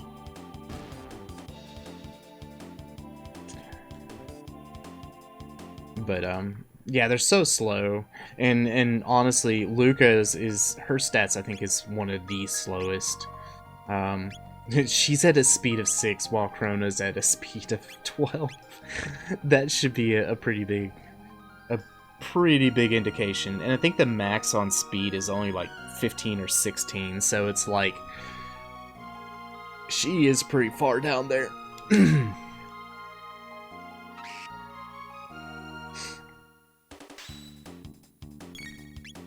Alright. But the game is definitely one of those that I think people can still appreciate. I know one guy on Twitter, now I don't follow him very often, or I don't follow what he says anymore because I got tired of some of his things, but he will often talk about how this game is probably the best one and you can fight him on it and stuff like that. Which I can't deny it, but like there's a whole certain persona on Twitter, and yeah, like he comes off as being very, very condescending about anybody who's playing it, so, or not playing it, like talks about it. And then it's like you can't talk good about it without him having a say so, and you can't talk bad about it either, and it's just kind of like one of those, come on man, help me out here. What do you want me to say? I'm trying to have a good conversation with you, and you're trying to polarize the conversation automatically. It's like, that is downright wrong and rude. Alright, hello. You need a place to rest. It's because we're awesome. Okay, people wouldn't know what to do with themselves. Oh wait, I forgot about this. People wouldn't know what to do with themselves if in a truly peaceful world. Why? What delicious, or I mean delightful looking humans. You might like to stick around for the organ recital. It's a real killer. We want nothing but world peace, or a piece of the world. Like, the first time through, I came through this game, I never took the time to like read some of the texts that these, in some of the dialogues from these other characters, and you go, oh, well that makes a lot more sense. What did you find? A hairpin. That's Guardia's royal crest. That's a whole bunch of blue-flamed bitches. Whoops. Okay, tech. So we're gonna go and try to get as many as possible.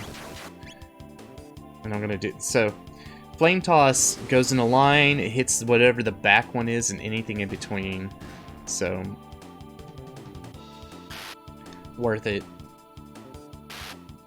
Not worth it. Quit picking on Luca. No one wants that kind of nerd hate.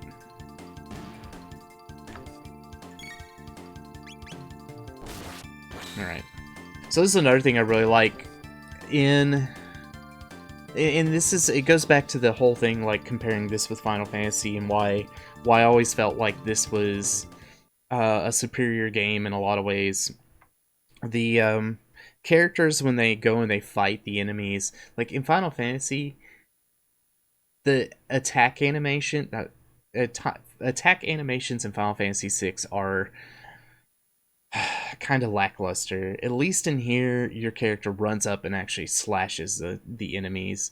And I think they, in Final Fantasy VII and beyond, they kind of took that in and they actually did an attack animation towards your enemies. But This game, again, I feel like they pioneered so many things. Whew, that was close.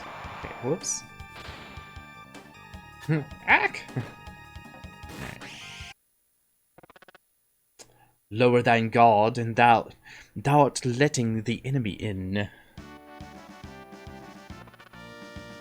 Thou'rt here to save the queen? The lair is deep within. Will thee accompany me? A frog? Chrono, it's a talking frog! I hate frogs! My guise doth not incur thy trust. Very well, do as they please. But I shall save the queen. Wait! You don't seem that bad, frog person thingy. Sorry, I'm paraphrasing here. What should we do? Go with the frog? I'll just have to handle it. I mean, deal with him. What's your name? I love it how, what's your name? And we come in instantly, it's a... I'm Frog. Frog will do. Alright, it's nice to meet you. Mayhap a hidden door lurks nigh. Let us search the environs.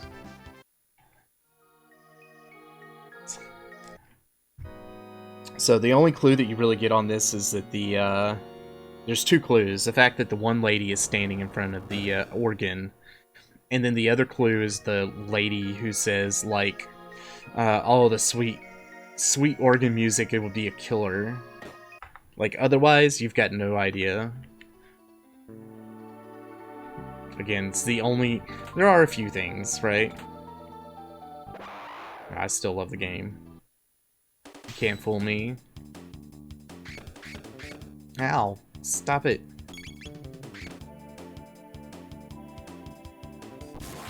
Let's see. Oh, and you will always know if you get a critical hit in the game based on how your character attacks. Like, there's a flash on the screen, therefore it was a critical hit.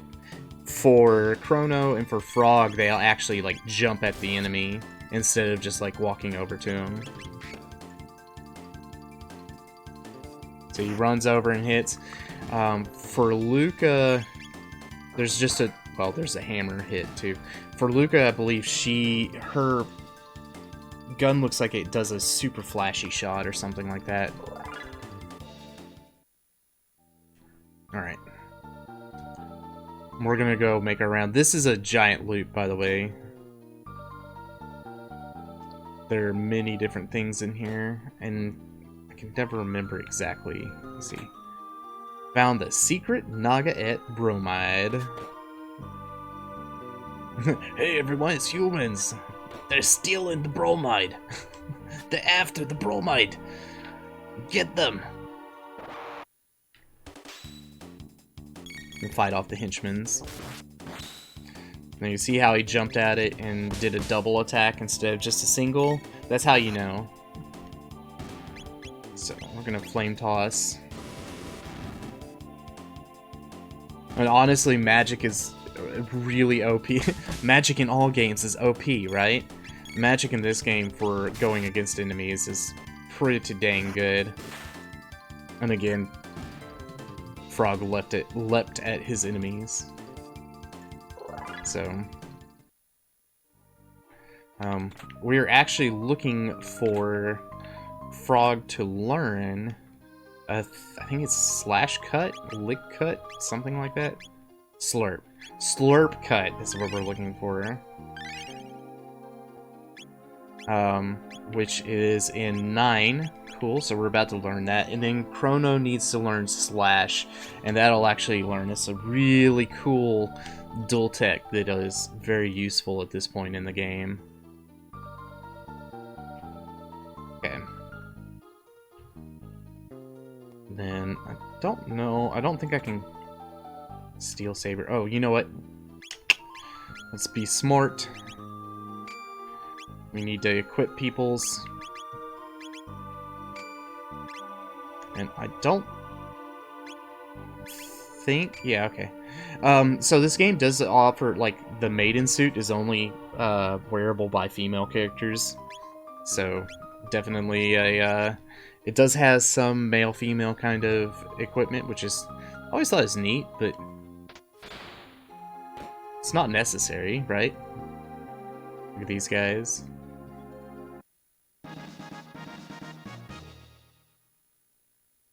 Alright.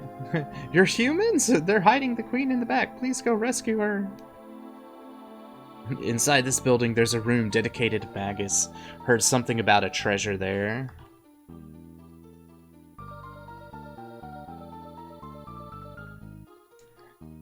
So again, get these guys. One of the things, like, one of the reasons why I wanted to play, on New Game Plus, and I'm happy I did it, don't get me wrong.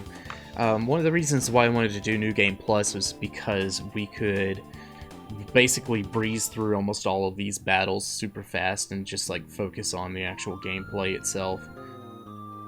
I believe this is the front, yeah.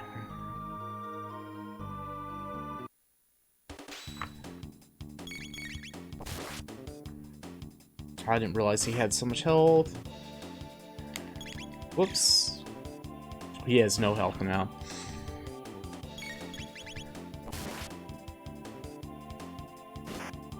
Please kill before it bites me. Dang it. It's fine.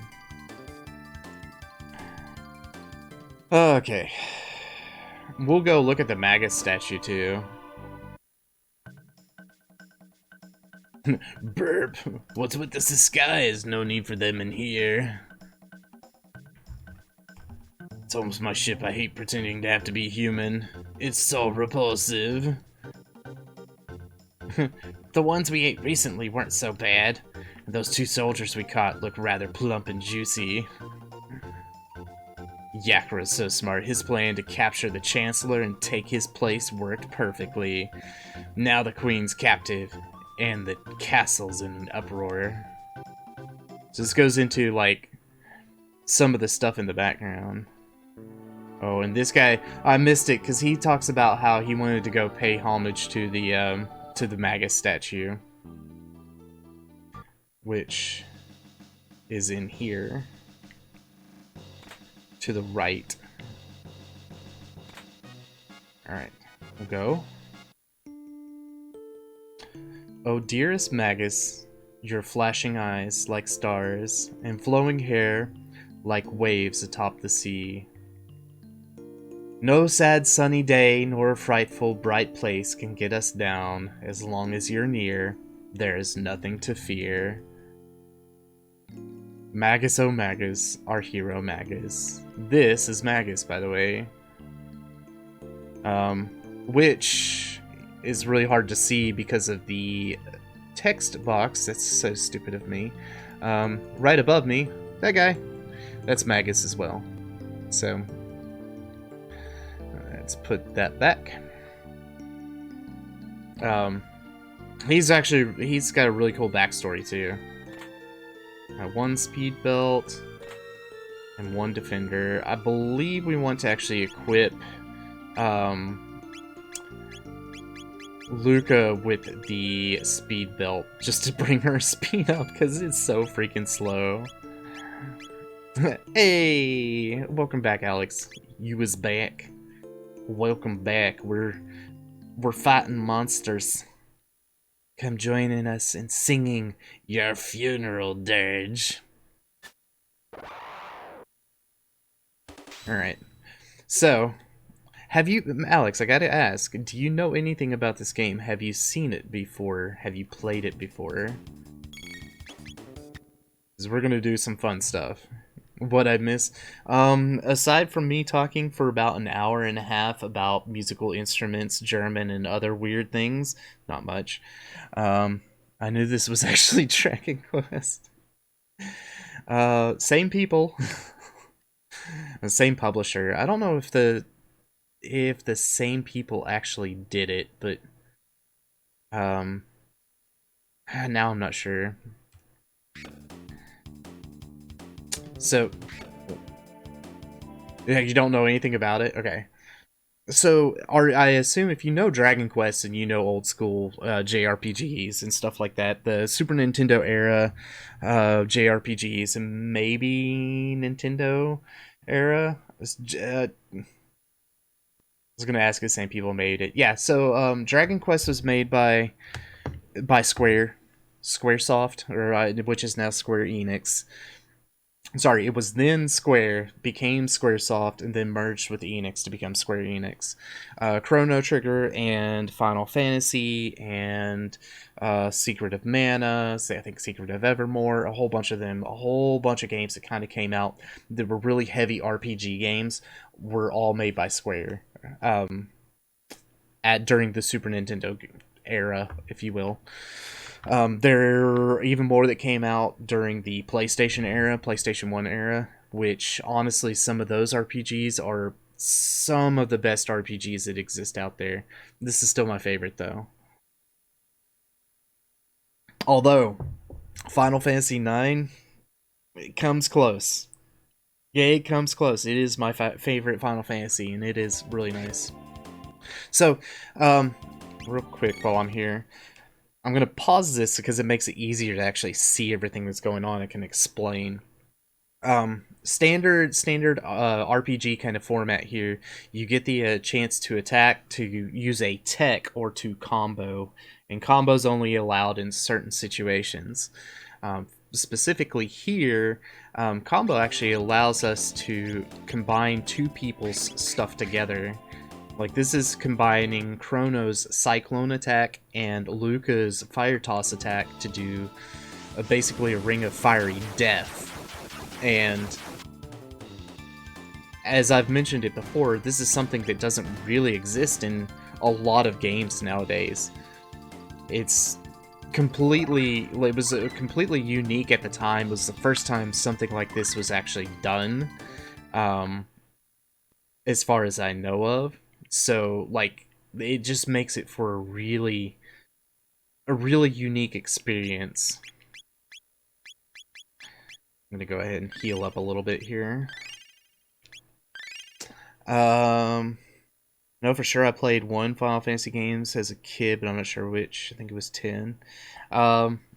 Probably, depending on when I would assume that. My first Final Fantasy game that I ever played was Final Fantasy 7. And at the time, it was amazing, because, like, we had graphics on the PlayStation, and it just looked like, God, it was so great. And then, like, you look at it now, like, I went back recently and played Final Fantasy 7 on the PlayStation, on the not to be confused with the remake, PlayStation or Sony, Squeenix, whatever, remastered the original Final Fantasy VII. Still the same game, it's just they upgraded the graphics so that it could run on normal normal day hardware, modern hardware. Wow, the words are hard. Woo, Chrono Trigger, you have the DS port. DS port, I think, is probably one of the better ones. Although some of the stuff that they added to it with the some of the stuff they added to the DS port, I don't even remember what it's called. It's so convoluted, and it doesn't lend itself very well to the story. I didn't care for it too much, but I did play it. Actually, if you ever buy the either iOS or Android version of Chrono Trigger, it is the same. That version is the DS port. Don't be in such a hurry. Enjoy yourselves first. Alright, Snakies. Snicks. We were talking about how the game has the unique properties with the dual techs, and later on the coveted triple techs. It's again a unique thing. I'm trying to think if there's been another RPG that I've ever played that has had a dual tech in it. Maybe Chrono Cross, but it's been so long since I've messed with that game. I honestly didn't. I liked the music in Chrono Cross, but I found the story to be way too confusing. And by the time I finally beat it, like, I was done with the game. I never wanted to pick it up. They recently like remastered it or whatever, and I was kind of like, yeah, I don't see what the big deal is. You should have remastered this one, which was a better game. By the way, welcome, Stitch. I know I don't remember if I said that or not, but it's good to have you here. You heard the remaster was bad. Oh, for, wait. For the Chrono Cross or whatever? It wouldn't surprise me. It's not that it was bad. Like, they took a like, half-assed game that was already confusing as hell, and they remastered it. It was like, why the hell did you do that? It's like, that was a game that they didn't need to remaster, they just need to scrap it, so... Okay, you looked it up. What did you look up? Wait, stop, intruders! Inquiring minds must know. I took off my item that lets me see how much health these guys have. Dang it. Well, he has none. I think the little imps have 90. 100% it was Final Fantasy X, or the final was... Okay. Honestly, 10's not a bad game, by any means. 10's actually a really solid game. It was a little bit different, but it was, I think, the last old style of JRPGs in the Final Fantasy realm that Square made. After that, Final Fantasy XI was their first attempt at an online game, which I've heard is actually pretty good, but the problem is when it came out, it was on the PlayStation 2, and people go, wait, the PlayStation 2 had internet? That's exactly what we said at the time. Like, nobody knew how to do it. It took, like, specialized equipment to make it work, and, like, nobody wanted to buy for that. They wanted it to be, like, naturally in there. Get your minds out of the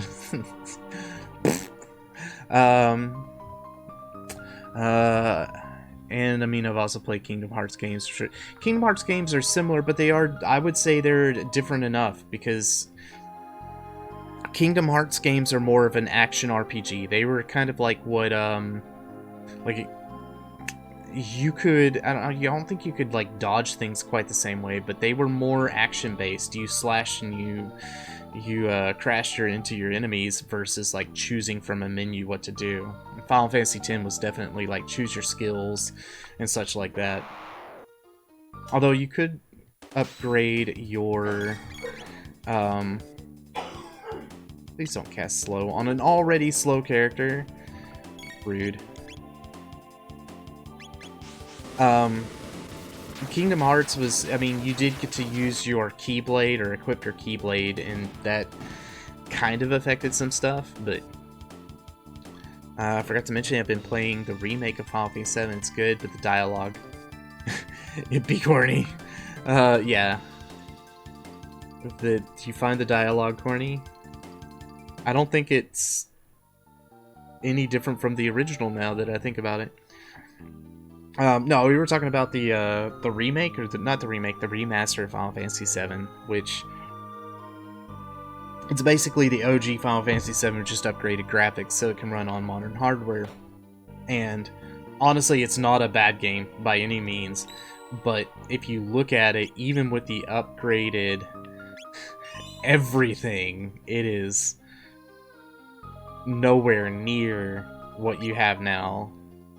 Like, it shows its age a lot. Like, this shows its age because it's got the older pixel graphics and such like that. But to me, there's a certain beauty with how this one was done versus Final Fantasy VII OG, which has those polygons and stuff on it. The textures themselves just make it go, ugh, I don't like this. It's just so rough.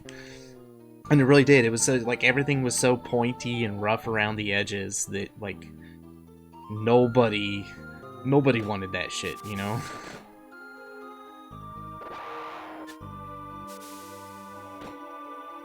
Alrighty. We have a bat. We have a bat that decided to suck on us, and that's not fun. You like the chunky polygon look? You're the only one.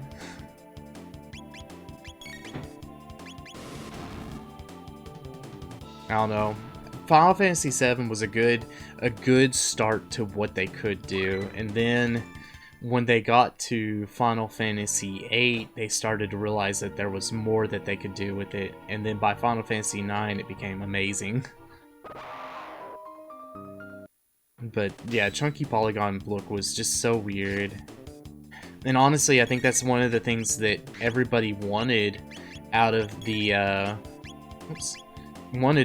remake was basically the Final Fantasy VII story with the characters, but like the characters actually made into a more graphics friendly, you know, modern feel to them. And unfortunately, that's not what anybody got. They got a full remade story, which kind of followed the original and kind of didn't. I am interested, though, to see kind of how long-term that stuff goes, because I feel like a lot of people haven't given it the credit where credit is due kind of thing.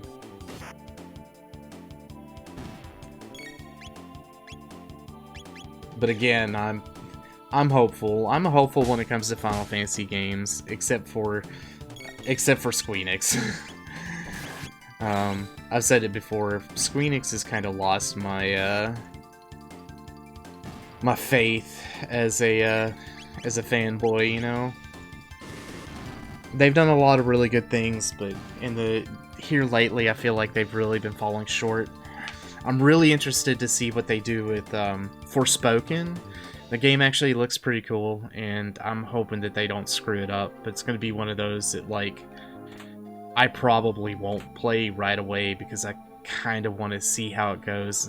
And it may end up being one of those I end up waiting for it to go on sale kind of thing. But hey. Oh, that's gonna be tough. Okay, hold on. Fire whirl on you. Oh god, I'm out of magic. I just noticed. Uh-oh.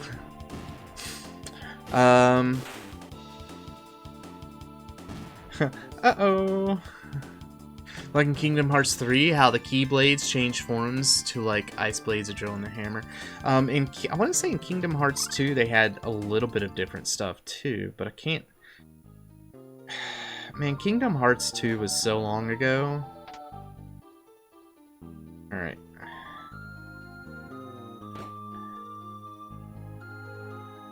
I kind of want to do this first. Item. Shelter. Oh, go back.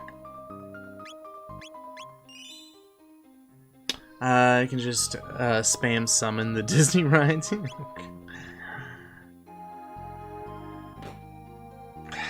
That is true. That is actually very, very true. As long as you have magic for it, though. And you could do that in Kingdom Hearts 1 and 2, I think, too. Again, it's been a while since I played. Kingdom Hearts, the first Kingdom Hearts game was a lot of fun, and I really did enjoy it. The second one got super confusing. Didn't know what the hell was going on, and by the third game, I was kind of like, I'm not sure I want to play this. And I haven't yet. Talking to like people who have played it, they were like, "You didn't miss anything." So, kind of curious on that, if that's a true statement or what exactly. So remember playing Kingdom Hearts 2 as a kid with a cartridge. Oh man. Save the game. Somewhere I have my copy of Kingdom Hearts 2. I have my copy of Kingdom Hearts 1 too on the PlayStation 2, I believe. I also have my old copy. I had a steel case copy of Final Fantasy 12. Final Fantasy 12 is, with the exception of Final Fantasy 11, Final Fantasy 12 was the first one that kind of deviated from their normal formula that they had. Look at this guy, he's just snoozing.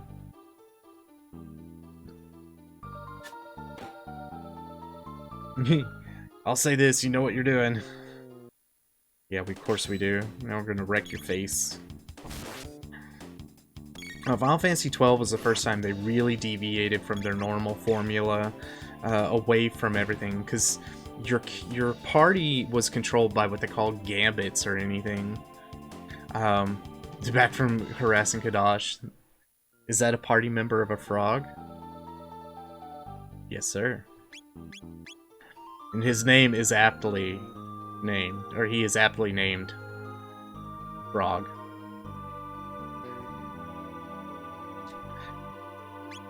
And Luca hates him, but she'll put up with him. He is an awesome little dude. He's actually a knight. I don't know how much of the game you plan on sticking around for, Draco, as far as like in the coming days or coming weeks or whatever, but he has a really cool backstory too that you get to learn as part of it. Alright, we gotta fight these guys because I haven't done it yet.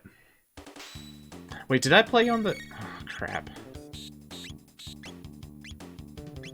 I don't remember if I played on the piano or on the organ.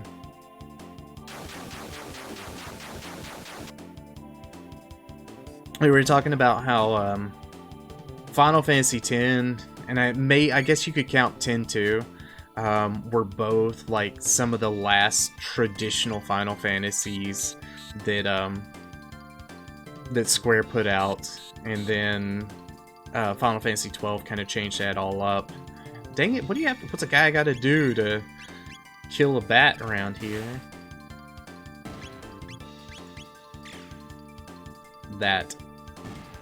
That'll do. We were talking about that. We were also talking about Kingdom Hearts. Okay, I don't think I actually played on this. Oh, I did. Okay. By the way, this is... try hard enough and you will find a way in. This is... rude. Their last turn-based ones. Yeah. Exactly. And again, like... completely changed how they did all their stuff whenever it came to Final Fantasy 12, and technically 11. Again, we talk about 11 because it was there. But 11 was online and nobody had internet at the time. Like, broadband barely even existed. Everything was dial-up and, like, call AOL and listen to an awful sound in your ear as the phone tries to connect. It sounded like a damn fax machine. I kind of like the combat style in Final Fantasy VII Remake. I like the combat style. I don't like the fact that it's an incomplete game. I want my damn 3 parts, and I want them all at once. That's probably my biggest complaint about it. I'm interested to see where it goes. As a game, Final Fantasy VII Remake was amazing. As being true to the Final Fantasy VII storyline as laid down, there were some stretches. And I can see where a lot of people, that really affected them negatively, you know? Also, I'm going to come out here and... do I not have any more power tabs? I do, okay. Power tabs go to Chrono and Frog, because these are my power hitters. Decided I'm not buying the rest of them until they're out and full. You can buy them in a bundle. I will probably suck it up and end up buying it anyway, just because I bought the collector's edition of 7 Part 1. I will probably buy the collector's edition of 7 Part 2 and 7 Part 3 and probably all the way up to 7 Part 7. Just because. Squeenix knows how to take my money. But that's about the only thing that I trust them for anymore too, so... prepare yourself. For what? Right, here's our very animated Chancellor, dude. You, how did you get in here? Frog. It's like it's a telenovela. It's just playing out right here. Majesty, stand back and allow us the honor. Be careful. All right. Yeah, where in any like normal day anything are you gonna find script like this where it's yeah, it's useless to fight, no one will leave me here alive. Stupid frog, it's time you jumped off this moral coil. True form, change. Still want them to make a Final Fantasy VII Remake style game out of Final Fantasy X, but without the multi-parts. Multi-parts. Some multi-parts are you talking about? It reverts to Yakra. We were talking about 10. 10-2. I really want to go back and replay 10-2. I really want to do all of them now, because, yeah, turning one game into 3. Oh, got you. Yeah, definitely. Hey, Black Diamond, welcome, man. How's it going? How was Stellaris? I was lurking your stream earlier before I had to come out here. I didn't say anything, I'm so sorry. How was Stellaris, man? Oh my god, I can't freaking spell. Ah, I'm gonna get you a shout out, I promise. Did I get it right? Please? I can't. Oh my god, I can't spell anything. I'm such a bad person. Can you believe it that I actually do programming on a daily basis? I mean, I have to type. It's amazing. Yeah, no, I get you with the multi-parts. We're talking about, by the way, we're talking about Final Fantasy VII Remake, Final Fantasy VII Remake being made into multiple parts and how that sucks balls.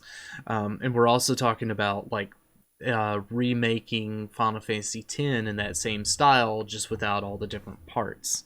And I think that'd be really, really good idea as well.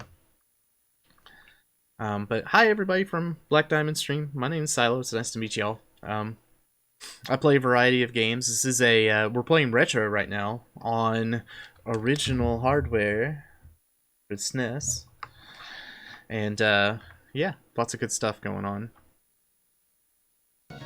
And we're actually in a boss fight, which is even better. So, X Strike. Then I think we're gonna flame toss. I don't want to get him too close, because if he's close to people, he'll like counter attack like that. It's fine. We'll just X strike his life away.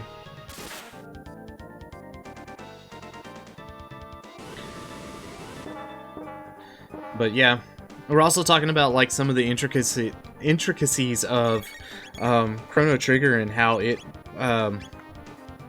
plays out, how it's different and kind of pioneered some of the cool stuff that we don't necessarily have today, specifically the dual techs, but other things as well.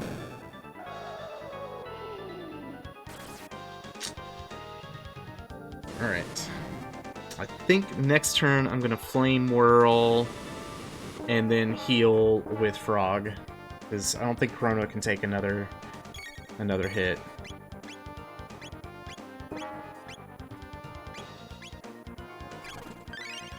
Okay, there we are.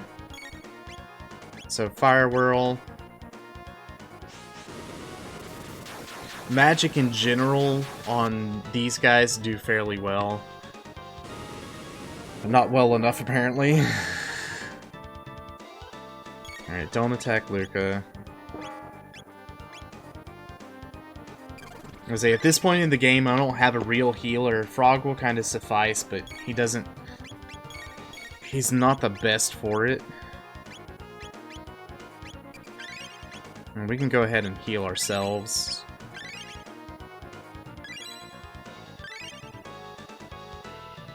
Alright.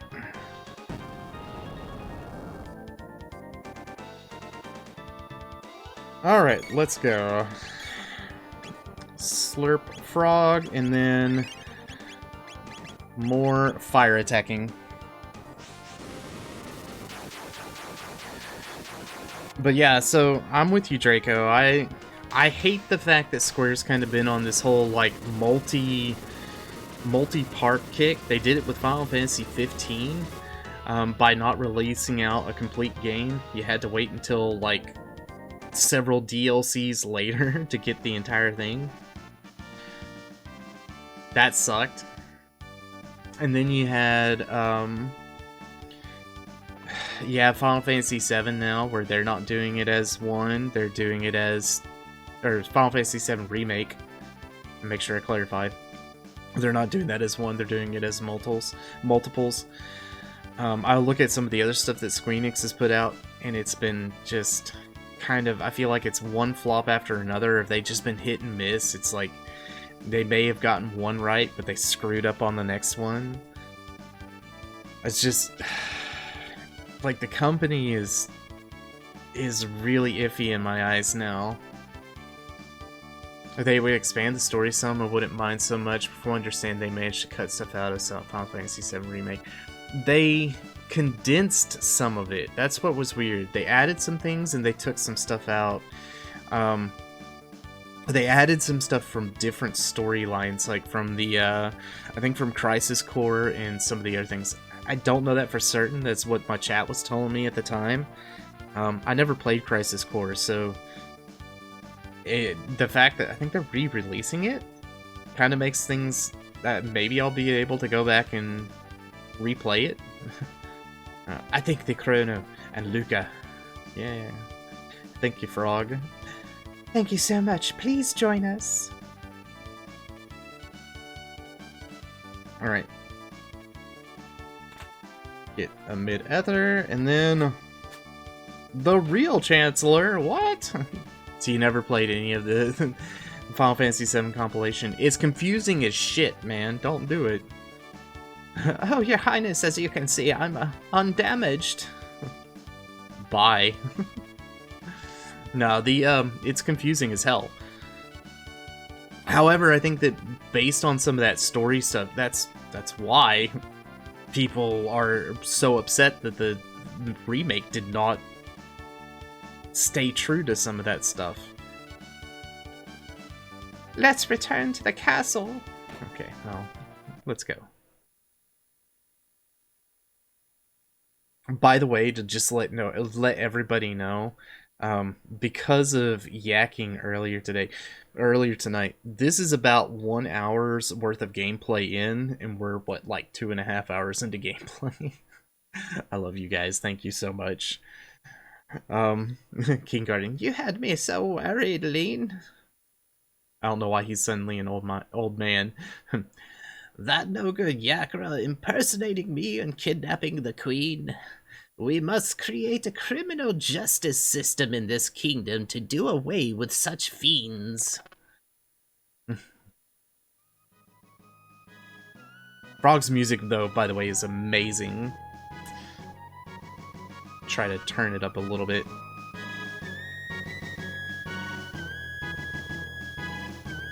Actually, I could probably keep... I believe I could keep the SNES at, like, full volume here. And it not affect too much. Play some OG Final Fantasy VII and some of the remake. Everything else I know about any of it comes from the internet's obsessions with the gay fanfic involving Cloud back in... That's fair.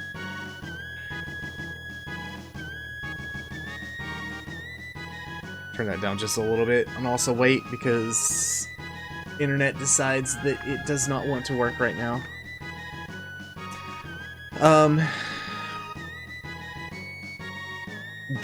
To me, there were like two sets of fanfic stuff going on there. Well, there were two different like set of fan clubs going on with Final Fantasy VII. There was well, I wouldn't even say fan club, like just methodologies.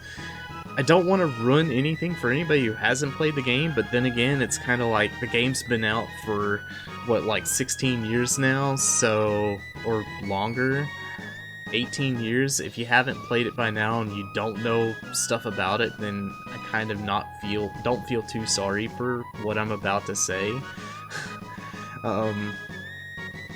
If you do, then you can like pause, and if you're watching the VOD, skip ahead by like 15 or 20 seconds.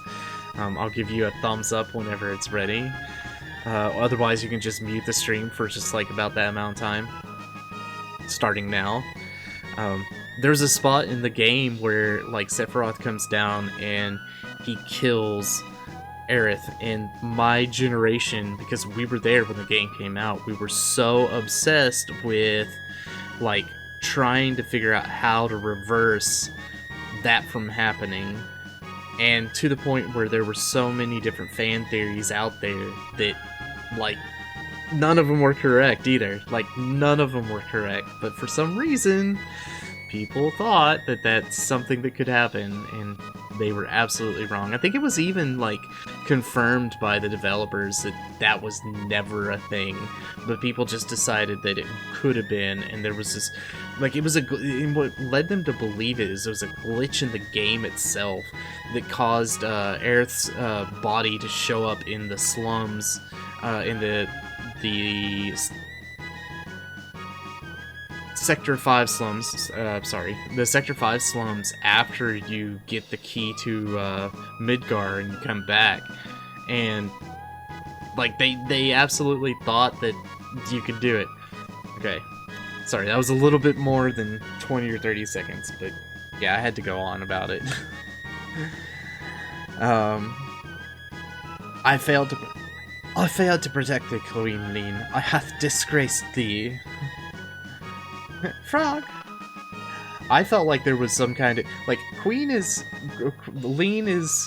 married to King Guardia here, but I always felt like there was some kind of secret love thing going on between these two. For some reason. Not too sure. Maybe I was picking up on something that wasn't there. Maybe it was just my hopeless romantic teenage self wanting there to be something there. Which is actually probably more like it, so... Alright.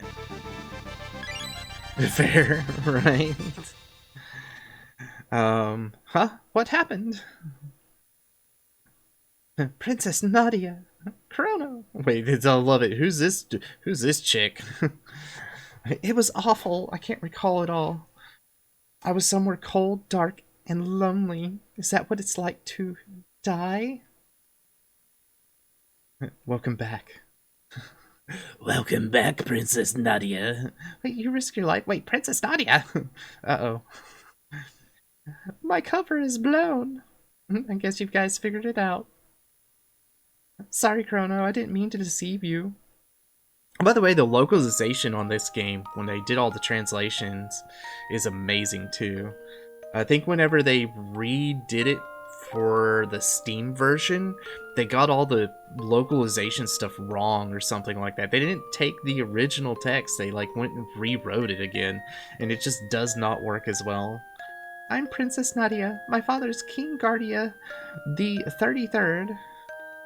I really enjoyed being with you at the fair, but if you had known my identity... Crony, will you have show me around the fair, right? Right. I don't think it matters. See? I like Marley better than Princess anyway. Also, time to make me feel old. Final Fantasy VII is 25 years old.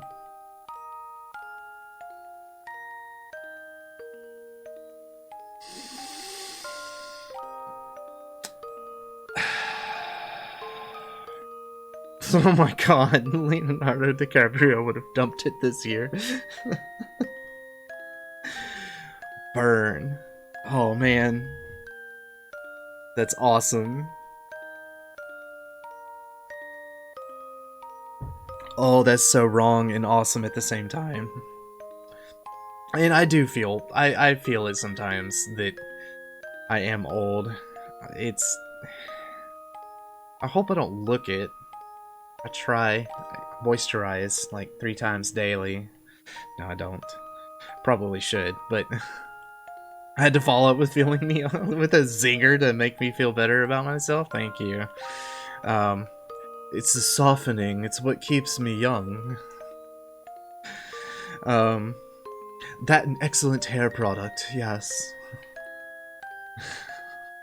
And I eat my vegetables daily. Nope, too much moisturizing. Oh no. Honestly, I can tell you it has kept me not looking like my age from people that I know who are my age. It's the fact that we didn't have my daughter is not but like 9.5 years old. Well, no, 9 years old. She's just 9 years old. Like, had we had her when I was in my 20s, then like, or like late teens, I would look like a freaking 60-year-old man at this point, gray hair. Moisturize after shower and use one that has a SPF 30 or higher. Look, do you see this pale complexion? Do you see this? This doesn't see sun at all. Do you think it needs SPF anything? Like, SPF 5 is way too much. I don't see any sun during my day. I live my life sitting on my ass all day in the second floor of a building, looking out a window, dreaming about sitting in the sun, but never actually doing so. I get sunlight for a total of like 30 seconds on the way into work and 30 seconds on the way out of work. All the more reason for SPF 30. Okay, you win.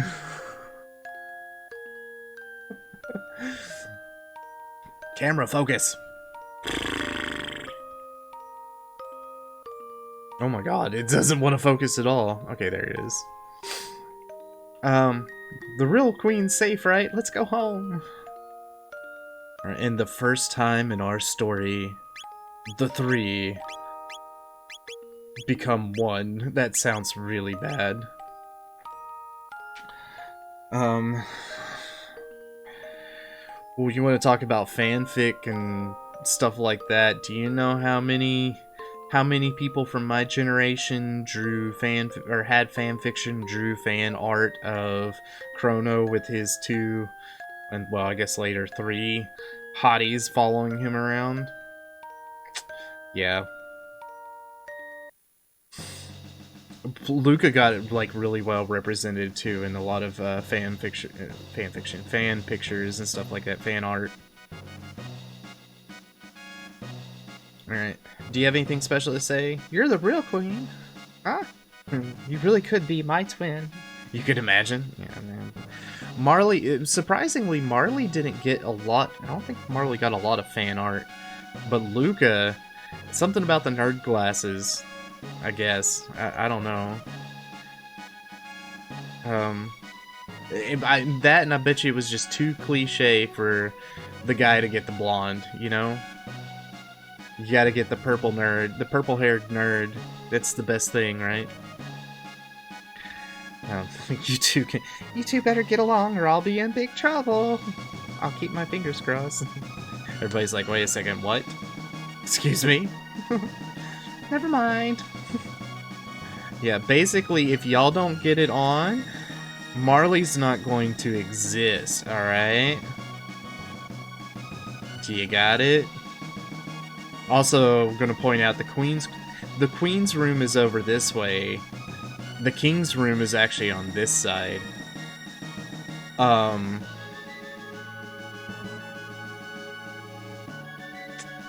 Gotta love medieval times, right? I used to write Final Fantasy X fanfic. Kinda glad none of it survived. Oh, here's another unique thing that you had. Now, I don't remember... I say unique. I think it was one of the first things that I noticed about this game that I also noticed didn't exist in, like, Final Fantasy VI. Your characters actually run around on the map with you.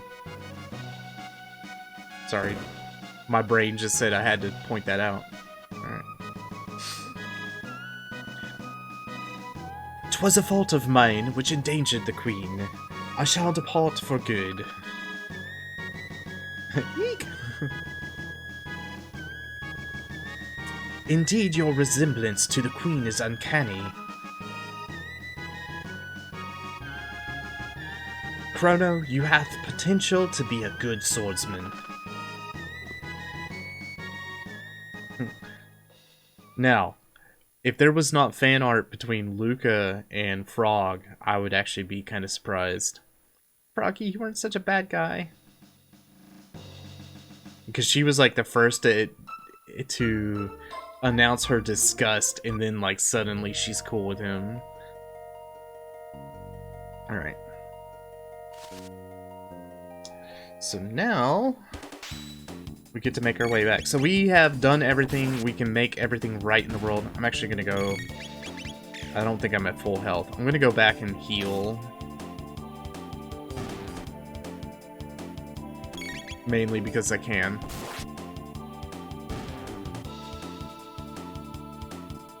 I can't just see him pleased or annoyed that it didn't make him sound like Kermit. He's a knight. He's an accidental Kermit. It was not his fault. Alright? He didn't... It was not his life goal to become a frog. It just kind of happened because he was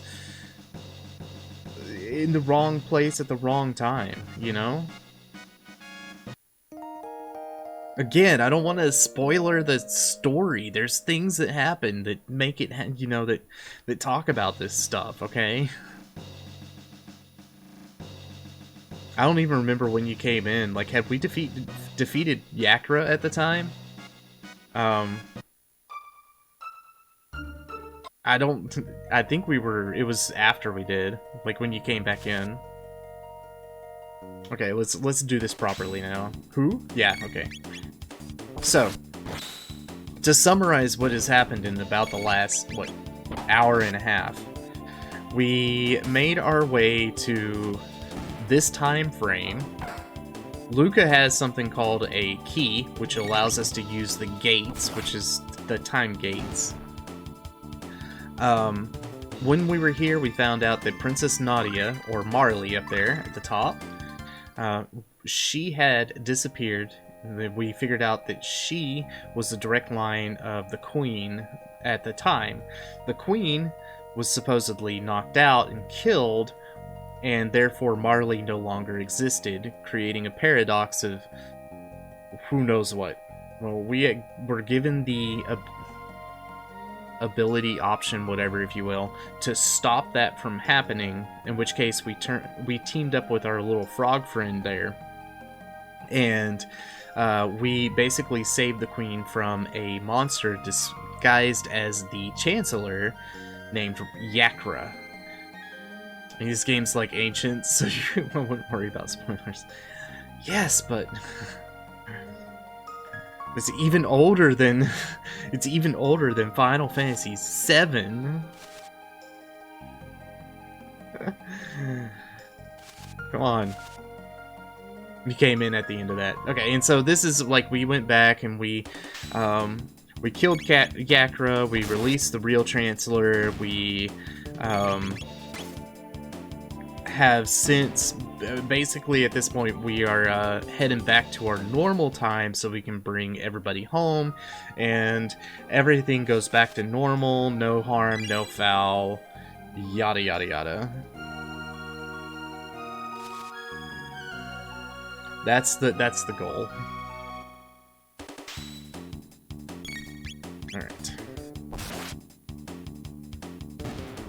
But yeah, I say that's the goal. That is the plot thus far.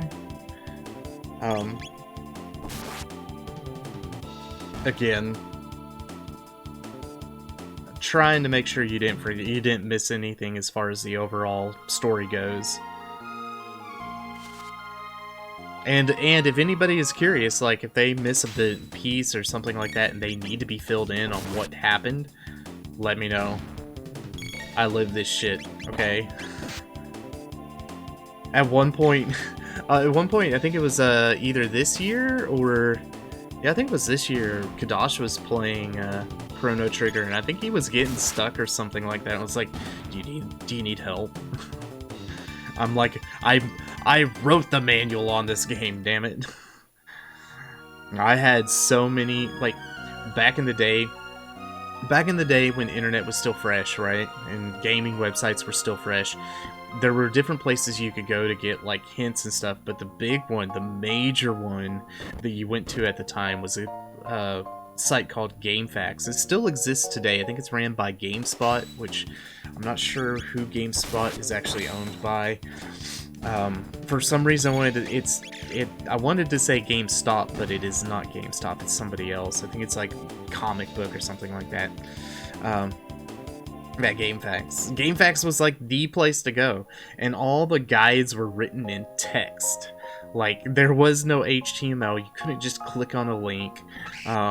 It was all on text, and it gave you like these character codes. Like, type in, like, if you wanted to go to this one chapter, type in A1 B1 and do a find of that on the page, and it would take you to that spot.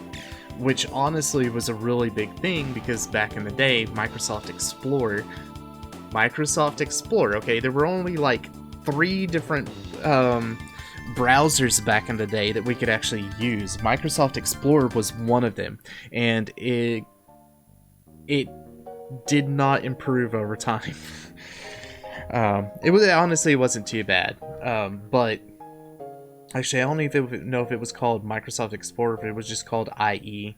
Yeah, Netscape was the other one. Netscape was what, like, you had, like, everybody who just kind of had a computer, they used Microsoft Explorer, but the people who had computer knowledge, they used Netscape, and eventually they switched over to Firefox whenever Firefox first came out.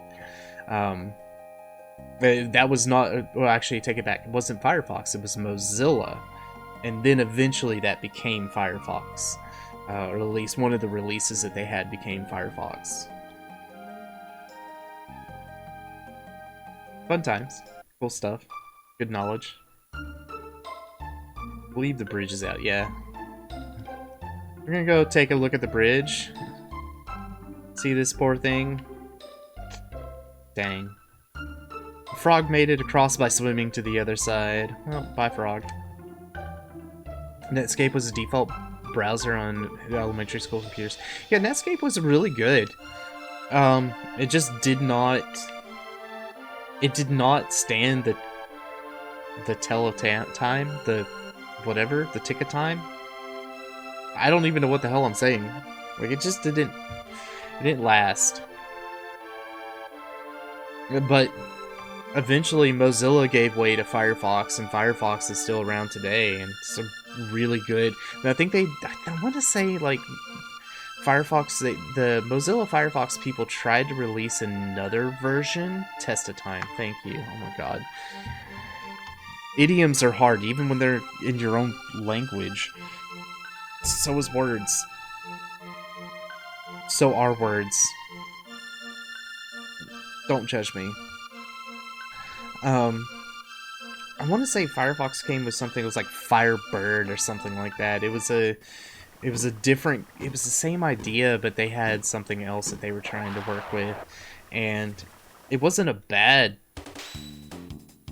system. It's just it never caught on quite how Firefox did. But now I'm curious. I'm gonna have to go look it up. There's that, and then you had the other offshoot browsers that kind of came around, which was like Opera. Opera came out, and then Safari came out for Apple. Opera was actually really decent for a good long time. Opera is what the Linux systems used, and you could actually download a version for Windows, and it worked pretty well. I actually have something on it that I think Firefox and Chrome do it. I don't know if Internet Explorer does it, or Edge, my bad. I don't know if Edge does it, but like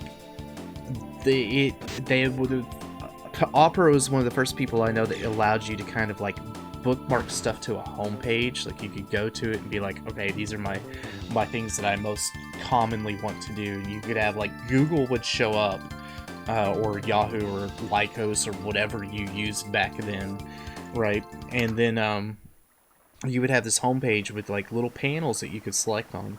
Now, I don't know about anybody here. I use either Firefox or Chrome depending on what mood I'm in. Usually it's Chrome because password syncage is amazing to have. I'm so glad I don't have to remember like 30 character passwords or put in 30 character passwords on all the different devices that I own for all the different websites. Yeah, it makes me a little bit more like susceptible to somebody stealing my laptop and having everything, but you know, whatever. That's a convenience factor that I enjoy. Just use an app for that. You still have to input it. That's what sucks. How do we get home?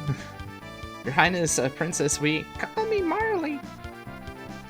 Well, Marley, just observe.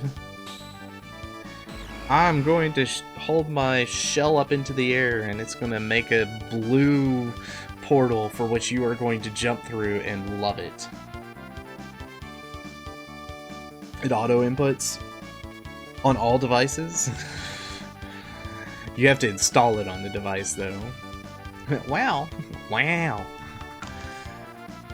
Luca, you're amazing.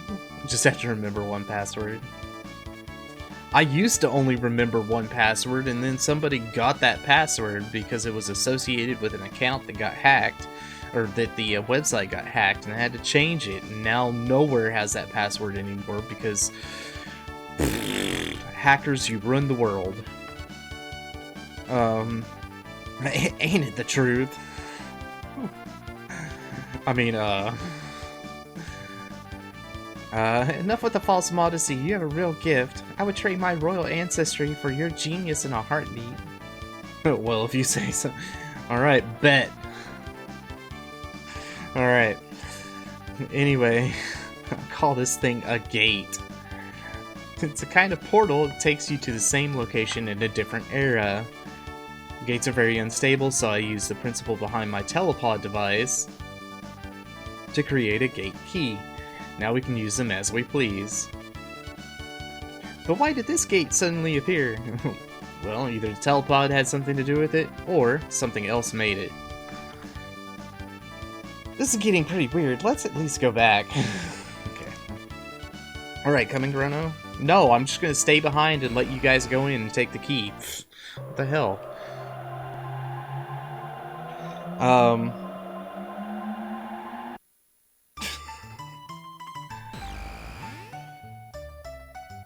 Alright. Phew, we're back. Chrono, Luca, why don't you come home with me to the castle? I'd like for you to come over for dinner. I'm sorry, I can't do that. You joking? It's the most fun I've had in months. I have some new friends. New friends. We love new friends. Chrono, be a gentleman and take her home. I've got some work to do. And see you soon. Alright, bye. Why does she go home? Well, because plot requires her to go home. Will you escort me home? Yes. Like how everything can thus be summed up. Why did this happen? Because plot.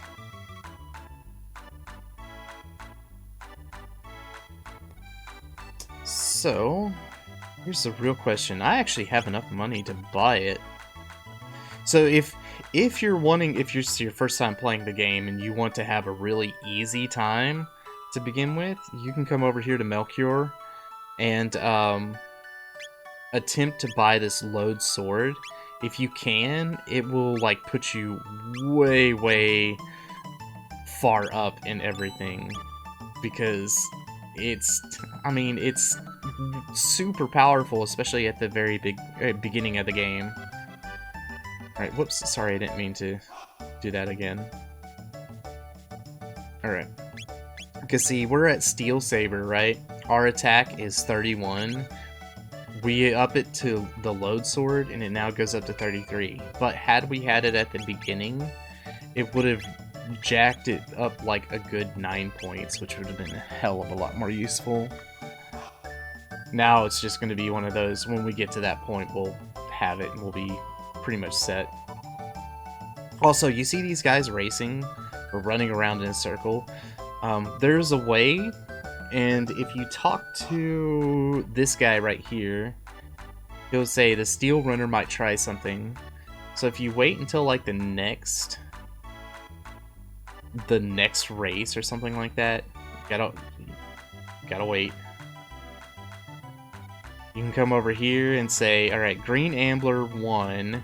We'll try to guess the winner. If you do Steel Runner, it's supposed to be Steel Runner wins. Sometimes this guy gets off sync. Let's see, Cadillac, you're a sure bet. So, let me see, look at him go. So if I wanted to make more points, then I would bet on Cadillac next.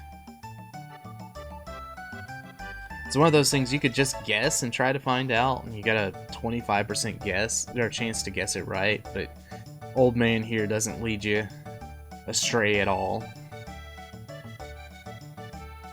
So, and it gets the silver points. Silver points are another good way to earn money early in the game, because you can like cash in a ton of them. You can get them through fighting Gato, and you can get them through doing the race, betting on the race or whatever. And if you do, and you make enough money on the silver points, you can cash it in. You cash in, I think, like 100 for like 200 GP or something like that. So not only do you get levels by, like, you level up because you're grinding on Gato, but you can also, like, get a lot of money and outfit your characters fairly well. Just useful and useless tidbits. Here's Luca's house, by the way. Two-legged walking humanoid robots are virtually impossible to create. Oh, Chrono, hurry up and escort the princess to the castle. I've got so many wonderful things to talk to you about. Such a joke. Alright. I keep on... Later on in the game, you can come over here with Luca in your party, sometimes even without, and her father actually will give you armor for Luca. She's the only one that can wear it. But it's usually pretty good, and usually offers some sort of fire protection with it, which is pretty useful for her. I say for her, just in general, it's good to have an armor that has some sort of protection. Right, we're gonna fight the mushrooms. Mainly because, as I said, I do want to go around and try to fight all enemies, just to make it sure that we aren't behind in levels later on. And actually, I think... I'm trying to remember. I think the next segment... I think I'm going to pause before we actually get to the next segment. Just because... No, I'm going to... Never mind. I know where I'm going to pause. I was going to say, I'm trying to figure out what's the best point to end for the night, and I want to get past the next segment first, so just saying. Neat. Yeah, the Luca's got some pretty cool stuff. She actually gets a weapon late game. It's called the Wonder Shot, and if she nails with it, it's like 1,000+ damage. Like, you have to equip her appropriately, but like she gets some pretty cool stuff. I'll be doing all the side quests in this game, mainly because you kind of have to, unless you grind levels. you do the side quests and you get the levels naturally, and you get some of the best equipment later on in the game. And I'll try to talk to appropriate people so everybody knows the backstory as well. But again, aside from going in here and just killing everything, like, we don't technically have to do any of this stuff. It's just, it's helpful. There's one area of the game that I didn't even know you could go to, because at the time when I first played it, it was with my buddy, and he was like, you don't need to go there, go here instead. I was like, okay, sure, I'll go there. I got no problem following directions from you. You're telling me what to do in the game. You can make it through the entire area at a low level, but you come back there later as a higher level, and everything is amazingly too easy. And it's kind of like, you end up unlocking shortcuts through it, so you don't have to do as much work when you go back through it, and it's kind of one of those, it's kind of a joke.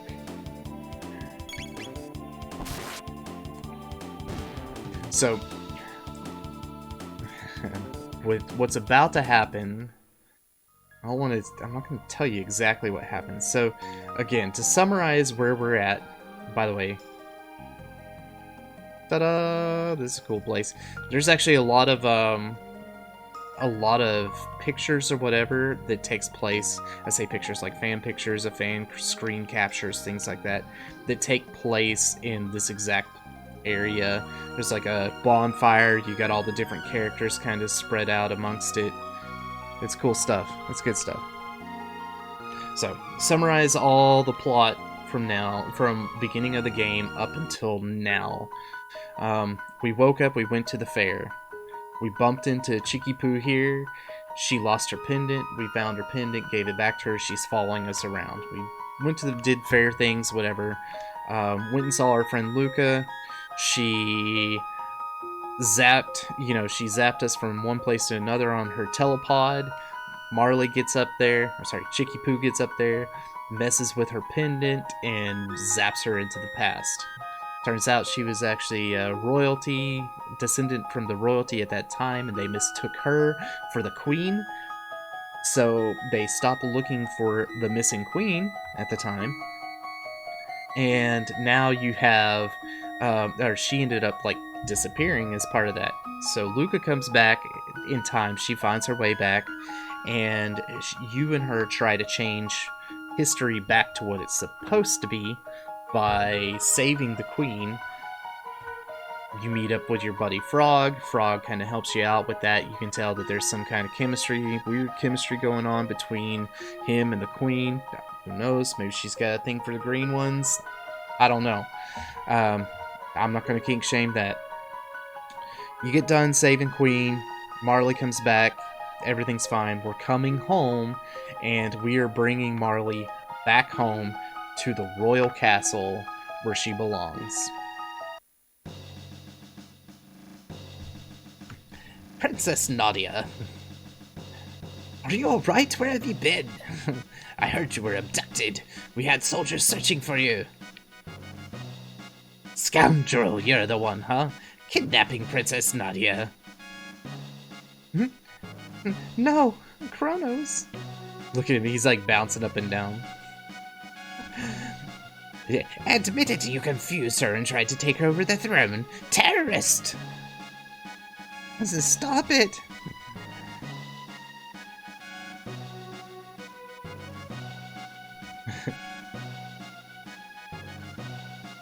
Stop this at once! What are you doing? But Princess Nadia said to. Idiots, detain him! Chrono! This is like my... By the way, in the grand scheme of the things, there's like a couple songs that are my favorite on the entire soundtrack of the game. This is one of them. This is called The Trial. As you can see, we are in a courtroom. And remember all those things that I talked about earlier about were we good or were we bad? That all plays into effect here.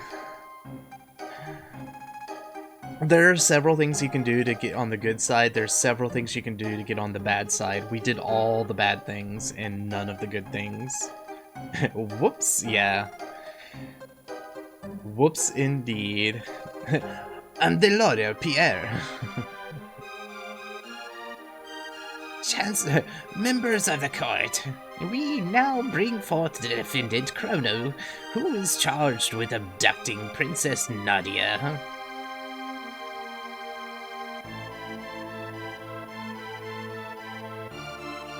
There's also a very iconic scene too. There's a lot of fan art of this in general. What shall we do with him? With him? Fire, perhaps? Hang him upside down for a few years? Or shall we employ the guillotine? You, the jury, shall decide his fate. Now, let us begin. Chrono, you are hereby ordered to tell the truth. Chrono is I can't get Pierre's voice back. Chrono is charged with premeditated abduction of royalty. The question is, did he kidnap Princess Nadia? The answer? No, he did not. In fact, no abduction took place. The two met completely by accident. In fact, the princess asked Chrono if she could join him. Is this true? Who actually started this whole mess? And so, I can't remember exactly which is the right answer to get, like, negative marks. I think it's saying Marley did, and he thinks that you're lying. Or he accuses you of lying. Marley did. Are you sure we have witnesses who'll say you were the one who bumped into the princess? Hey! Ouch, that hurt! Definite representation of what happened. The princess then innocently followed you to Luca's little sideshow, whereupon you both disappeared. If that wasn't criminal abduction, I don't know what is. And I have facts that throw the defendant's character into question. Objection. This can't have any relevance whatsoever to this. It's like playing a, was it Ace Attorney? Phoenix Wright Ace Attorney? Objection. Care to respond, Chancellor? Chrono's character is at the very core of this case. We have nothing to hide. Wait, we have nothing to hide. Have you ever stolen anything? Remember, we're bad Chrono. We stole some old man's lunch. So, of course, no. We've never been a thief. How dare you? Do not feign ignorance, we have a witness. That's the younger, and he stole my lunch. It was chicken. He ate it all off the table.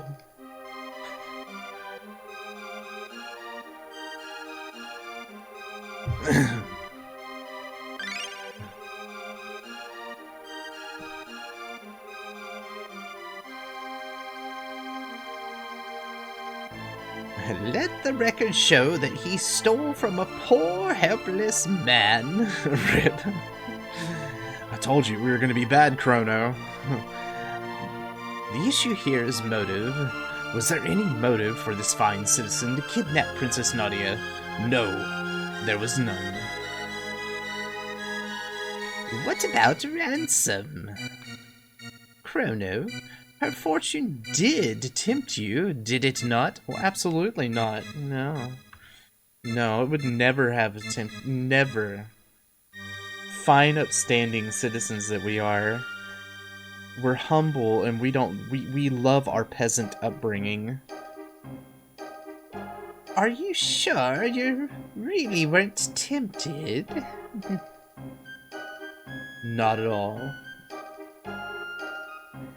Please keep in mind that he just said he had no interest in her fortune. Witness, please.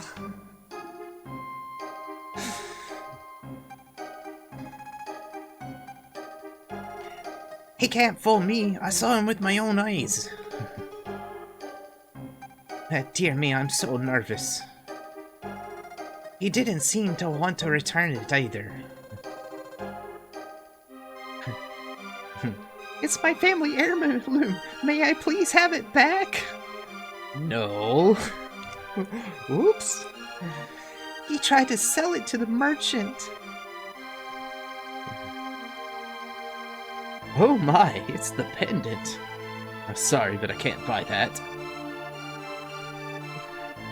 And this person's final bit in this person's final bit of testimony will prove our case. I heard it clearly. I heard her cry out with my own ears. There's no need to drag me by the arm like some kidnapper. Hey, Isaburus, how's it going? You missed some fun times. We were talking about the intricacies of English versus German language. Okay, first of all, the merchant asked us to see if we could sell. Yeah, it wasn't technically us, but you know, it's a frame job. We're fine, upstanding citizens, right? Right? Is that it? Can I go? I think on one of them they actually have it set up like they get a false witness in there. It's like, did I do good? Nothing more, Your Honor. The persecution rests. Judge, members of the jury, if he is guilty, stand to the left. If he is innocent, stand to the right. So, just to let everybody know my track record on this, okay? I don't think you can get a unanimous jury, period. Either innocent or guilty. I have always been one off. If you just go through and you play the game and don't do much, usually it's split somewhere down the middle. This is where it doesn't really matter what happens, but it does shape the story that you get during the trial. It's the only thing that you can do, that beginning part, that really makes a difference.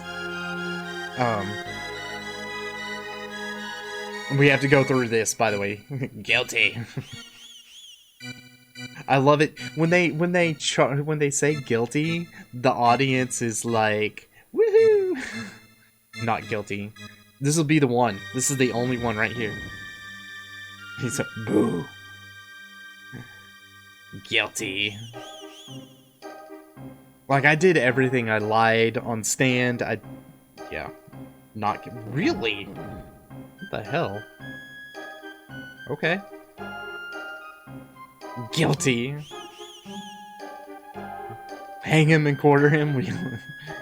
Yes. I think there's a total of 7. So guilty. So guilty verdict it is. Somehow I missed a step. But no matter what you do, there's always one of them that flips to the other side. Order in the court. A verdict has been reached. The verdict is guilty. The sentence? Solitary confinement, pending execution in 3 days. Take him away. So. Now just a darn minute. Princess? That's enough, my dear. But, Father... All I asked for was for you. All I asked was for you to behave like a princess. Even royalty must obey rules. Leave the rest up to the Chancellor and forget about the events in town. We're leaving! Yay! Jail for Silo for 1,000 years. So again, honestly, it doesn't matter what happens. Even if you get like a not guilty verdict, you still get sentenced to 3 days confinement, and then you're supposed to be let go. And then the Chancellor kind of pulls this little stunt that says, well, you'll see. You'll see. This is basically the same thing that happens right here. He's to be executed in 3 days. And I think the guy is like, I don't remember it being this. I thought he was just supposed to be here. Well, the orders haven't come through yet. This terrorist has tried to overthrow our kingdom. He has been found guilty, and you must now carry out his sentence. So this is the monster who kidnapped the princess. The execution is 3 days away. Do not let him out of your sight. Yes, sir. So Chancellor is evil? Yes, Chancellor is a dick. Gods! I like this. This is probably one of the best moments in this game. Just the betrayal. Plus this next move just seems so realistic. Hi. Whack. And everything fades to black. Alright. So there's 2 ways that we can do this. I'm actually going to save it for now. Oops. I don't know if you can actually quit the game. Let's exchange map. These are settings, by the way. Does everybody like the color we have? You can change it. Change the background. I always liked doing this. I was never okay with the same, like, the base background.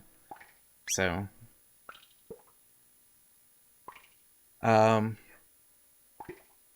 But yeah. That's going to be it for tonight. Like, the next part is kind of fun, but I want to make sure everybody is, like, ready for it. We'll make a choice. We can either attempt to bust out of here early, or we can wait until execution day. You can use 8 displays. Absolutely. I've got a splitter for days, man.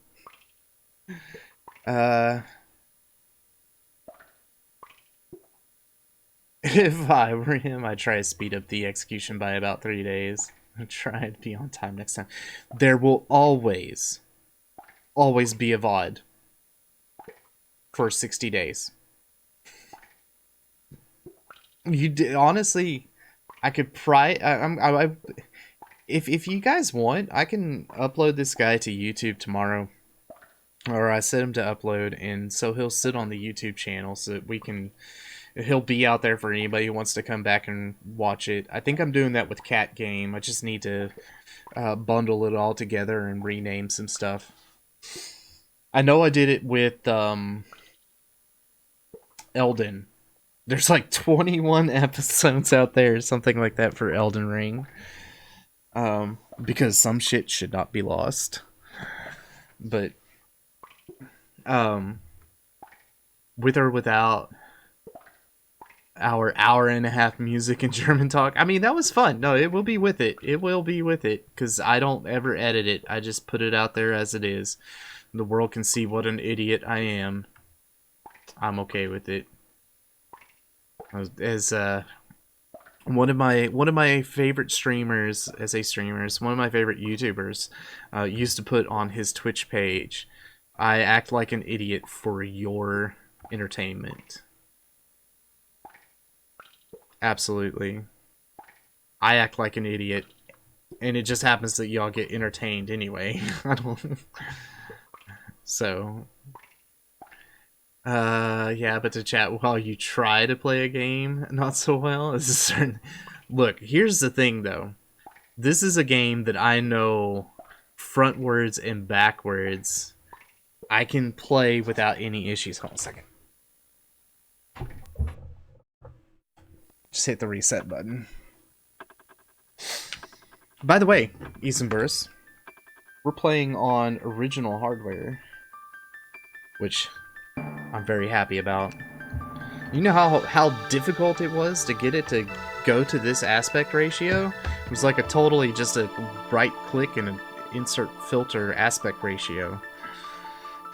Actually, the more challenging part was to get it to show up on my monitor. Just try not to play, but you are too. You sure about that? No. I can give you a summary of what happened. We went back in time. We changed the future by going back in time. We changed the future back to what it should be by saving some people back in time. Came back to the current time, and look, here's the trial. We got put on trial for kidnapping a princess that technically wanted to come with us, but she disappeared in the past, and so technically we did kind of try to eradicate her, but we did save her. And so, yeah, there's this whole, like, really weird thing that's kind of going on. It's kind of gray area, and here we are. Original hardware is evidenced by a reset button. Okay, hold on. I feel like I'm paying no attention to the curtains behind the curtain. Nice, there it is. Ugh. That is the SNES. And now my camera's all jacked up.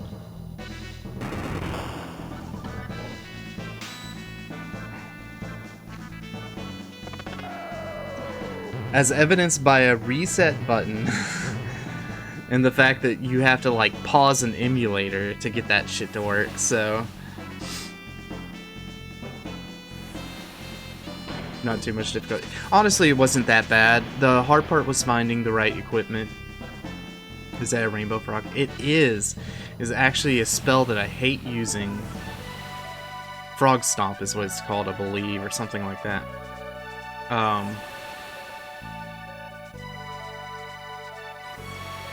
Yes, it is a rainbow frog.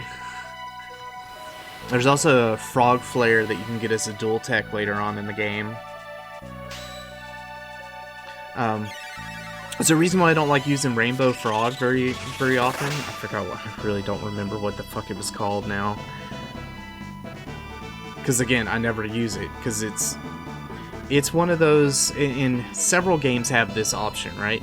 But it was very popular in the SNES era, which was your character does more damage the lower their HP is.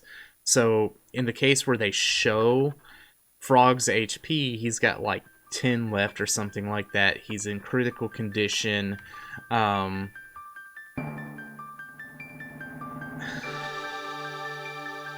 He's in burst. Is that really all you're worried about?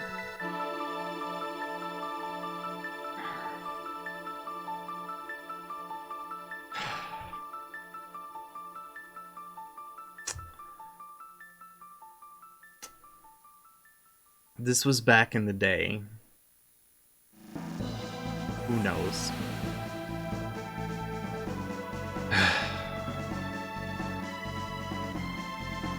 You threw me off, man. I don't know what the hell I was saying. Google says frog squash. Yeah, okay, that sounds about right. just a fun.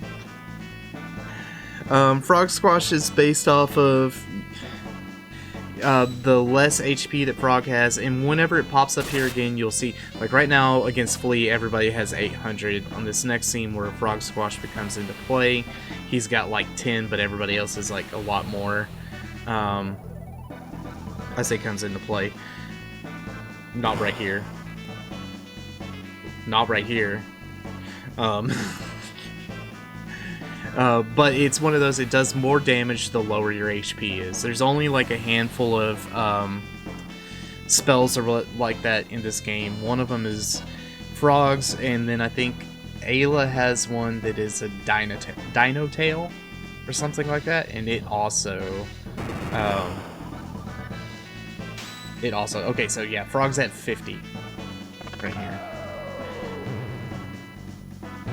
and it's this just beautiful.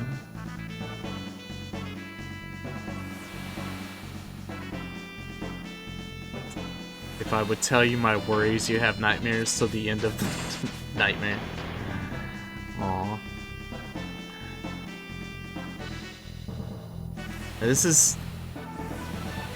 We are... Okay. I think at the end of next stream, I should be able to activate the reward where you guys get to choose what my party members are. I think. I'm trying to remember how much of a choice we actually get through all this. I know at one point it just opens up and it doesn't matter. Good to see you can still get me confused. It's not hard. There's a reason why I put a tag on there for easily distracted. I got easily distracted for the first hour and a half of my game today because we got to talking about musical instruments, college tuition, loans, and the finer points between most languages that are not English. Namely, how you can have nouns can have a gender to them, and I knew German enough to know that, like, the chat collectively had to share the ADHD brain, right? Namely, because I knew German, I knew a couple examples, like, in German, dog is der Hund, right? Versus cat, which is die Katze, male and female nouns. And if we got to talking about how it sucks that there's no easy rhyme or reason way to kind of figure all that stuff out, right? But I was saying something like, I would have to ask you, Isenburris, if somebody was to, like, misidentify, like, it's gonna sound so weird, like, if I said something like Die Hund, that sounds so bad, I can't do it. It would sound funny, but you would at least know what we were trying to say. You'd probably say, dude, you got that one wrong. This is why German dogs and cats always fight, one is female. Is that it? Is that it? Okay. I was like, the only one that makes sense that I know of, the masculine pronoun, was der Junge. And it was like, and then you had das Mädchen, and it kind of like ruined everything, and it's like, oh shit, well.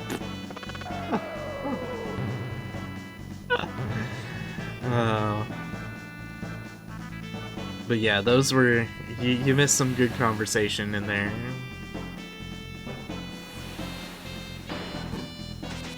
You probably would have been having a great laugh too, so. Yeah, it's like, again, it sounds awkward, but it's like, you still understand the point. It's kind of like, it's kind of like misrepresenting somebody's pronouns, right? If you accidentally do it, and you're not knowing, it's at least forgivable in some senses. It may make them feel uncomfortable. It may, it just may feel awkward. But they at least know that you're trying, and they know what you're trying to say. You just happen to screw up on it, and then you can like correct them and to be like, ha, and then it's funny to you. To them, it's probably like super embarrassing. Or if they're an asshole, then they probably don't give a shit, and you could probably smash them in the head. Yeah. Because respect. With that being said, I has buttons. Funny is when you see old English text and old North High German. Oh, High. Okay, yeah, I got you. You see the family resemblance. Yes, and that was another thing we talked about. Like, there's a lot of words in the English dictionary that are based off of words from German, and then part of it because both of them come from a Latin background, if I remember correctly. I know etymology is a really complex thing. English is weird because it actually takes from a whole bunch of different languages and kind of mashes it all together. But a lot of the stuff that it's based off of is German and Latin and such. And then you get a couple of the other languages that are in there too, some of the romantic languages and whatnot. Not High German, that's what I'm talking about. No, that's the country just north of you, right? Where's Tanya? Let's go make fun of her. How many times she said weed in that one stream? I digress. Oh man. Look, you know, she was I don't remember what game she was playing. Maybe Stardew Valley. Maybe, I don't think it was Stardew Valley. It was something. And she was talking about having to get the weed out of her yard or something like that. And we just laughed because Tanya, Netherlands, what? Weed? Hello? And I think she was like mildly embarrassed. I'm a half German, does that count? Oh man. All languages are related, yeah. Yeah, they're all related. They all have some kind of background with each other. English, I feels like, has the relationship with all of them. Like, a whole bunch of languages got together and gangbanged each other, and oop, here comes English. Not sure who was the father, but, you know, let's just claim them all. Yesterday it was a high over full German. The other half is Irish. At some point, like alcohol better. You just need to be a drunk highwayman.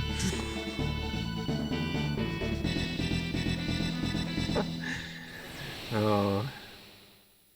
Again, I digress. It is 12:40. We have wasted too much time tonight on certain things. Next time we will start with the escape or whatever of our fate from the execution. Be thinking about how we want to do it, if we want to break out early or if we want to wait for the actual execution day. Spoiler alert, it's basically the same idea. So, again, no matter what you do, you kind of run into the same thing. The game gives you options of choices, but was there actually a choice? Time's never wasted when you're having fun. That is a true statement, sir. Very wise. Thank you, everybody. Thank you. I think Goddess Kittens went to bed. Thank you, kitties, not kittens. Goddess of Kitties went to bed. Thank you for coming in and bringing in your community. Black Diamond, I don't know if you're still here or not. Thank you for bringing your community in as well, everybody. Had a lot of fun tonight. Not gonna raid, partly because the Chrono Trigger community on Twitch is just kind of weird. And I don't know if anybody else is actually playing a retro game, and I'm not going to toss it over to anybody else. So, that's that. Y'all just chill. Y'all have a great time. If you are curious about some good music as far as Chrono Trigger goes, and you want to listen to some good soundtracks, hit me up on Discord. I don't usually plug Discord, but I'm actually going to do that, because why not? Hit me up on Discord, or hit me up somewhere on DMs, and I will give you some stuff. So, Derp is playing Valiant. Of course he is. One of these days, he's going to learn. He's going to learn that that is not healthy for him. Today is not that day. But yeah, I'm not gonna be that one. He's got to make that decision for himself. He's gonna break another desk. At this point, he should just invest in a stainless steel desk or something. He needs something that'll bite back. That way when he slams his fist into the desk, he feels it. He goes, oh shit, I need to stop doing this.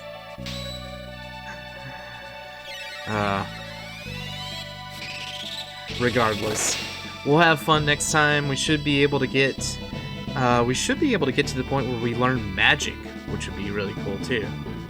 I am looking forward to that. But yes, next time, hopefully less distractions, more gaming and whatnot. Even if it doesn't happen that way, I hope that we all have a good time regardless, because that's what matters. Again, thank you everybody for coming out. I appreciate it very much. Draco, have a great night. Easenburst, have a great morning. And everybody else in between, you have everything else, a great everything else in between.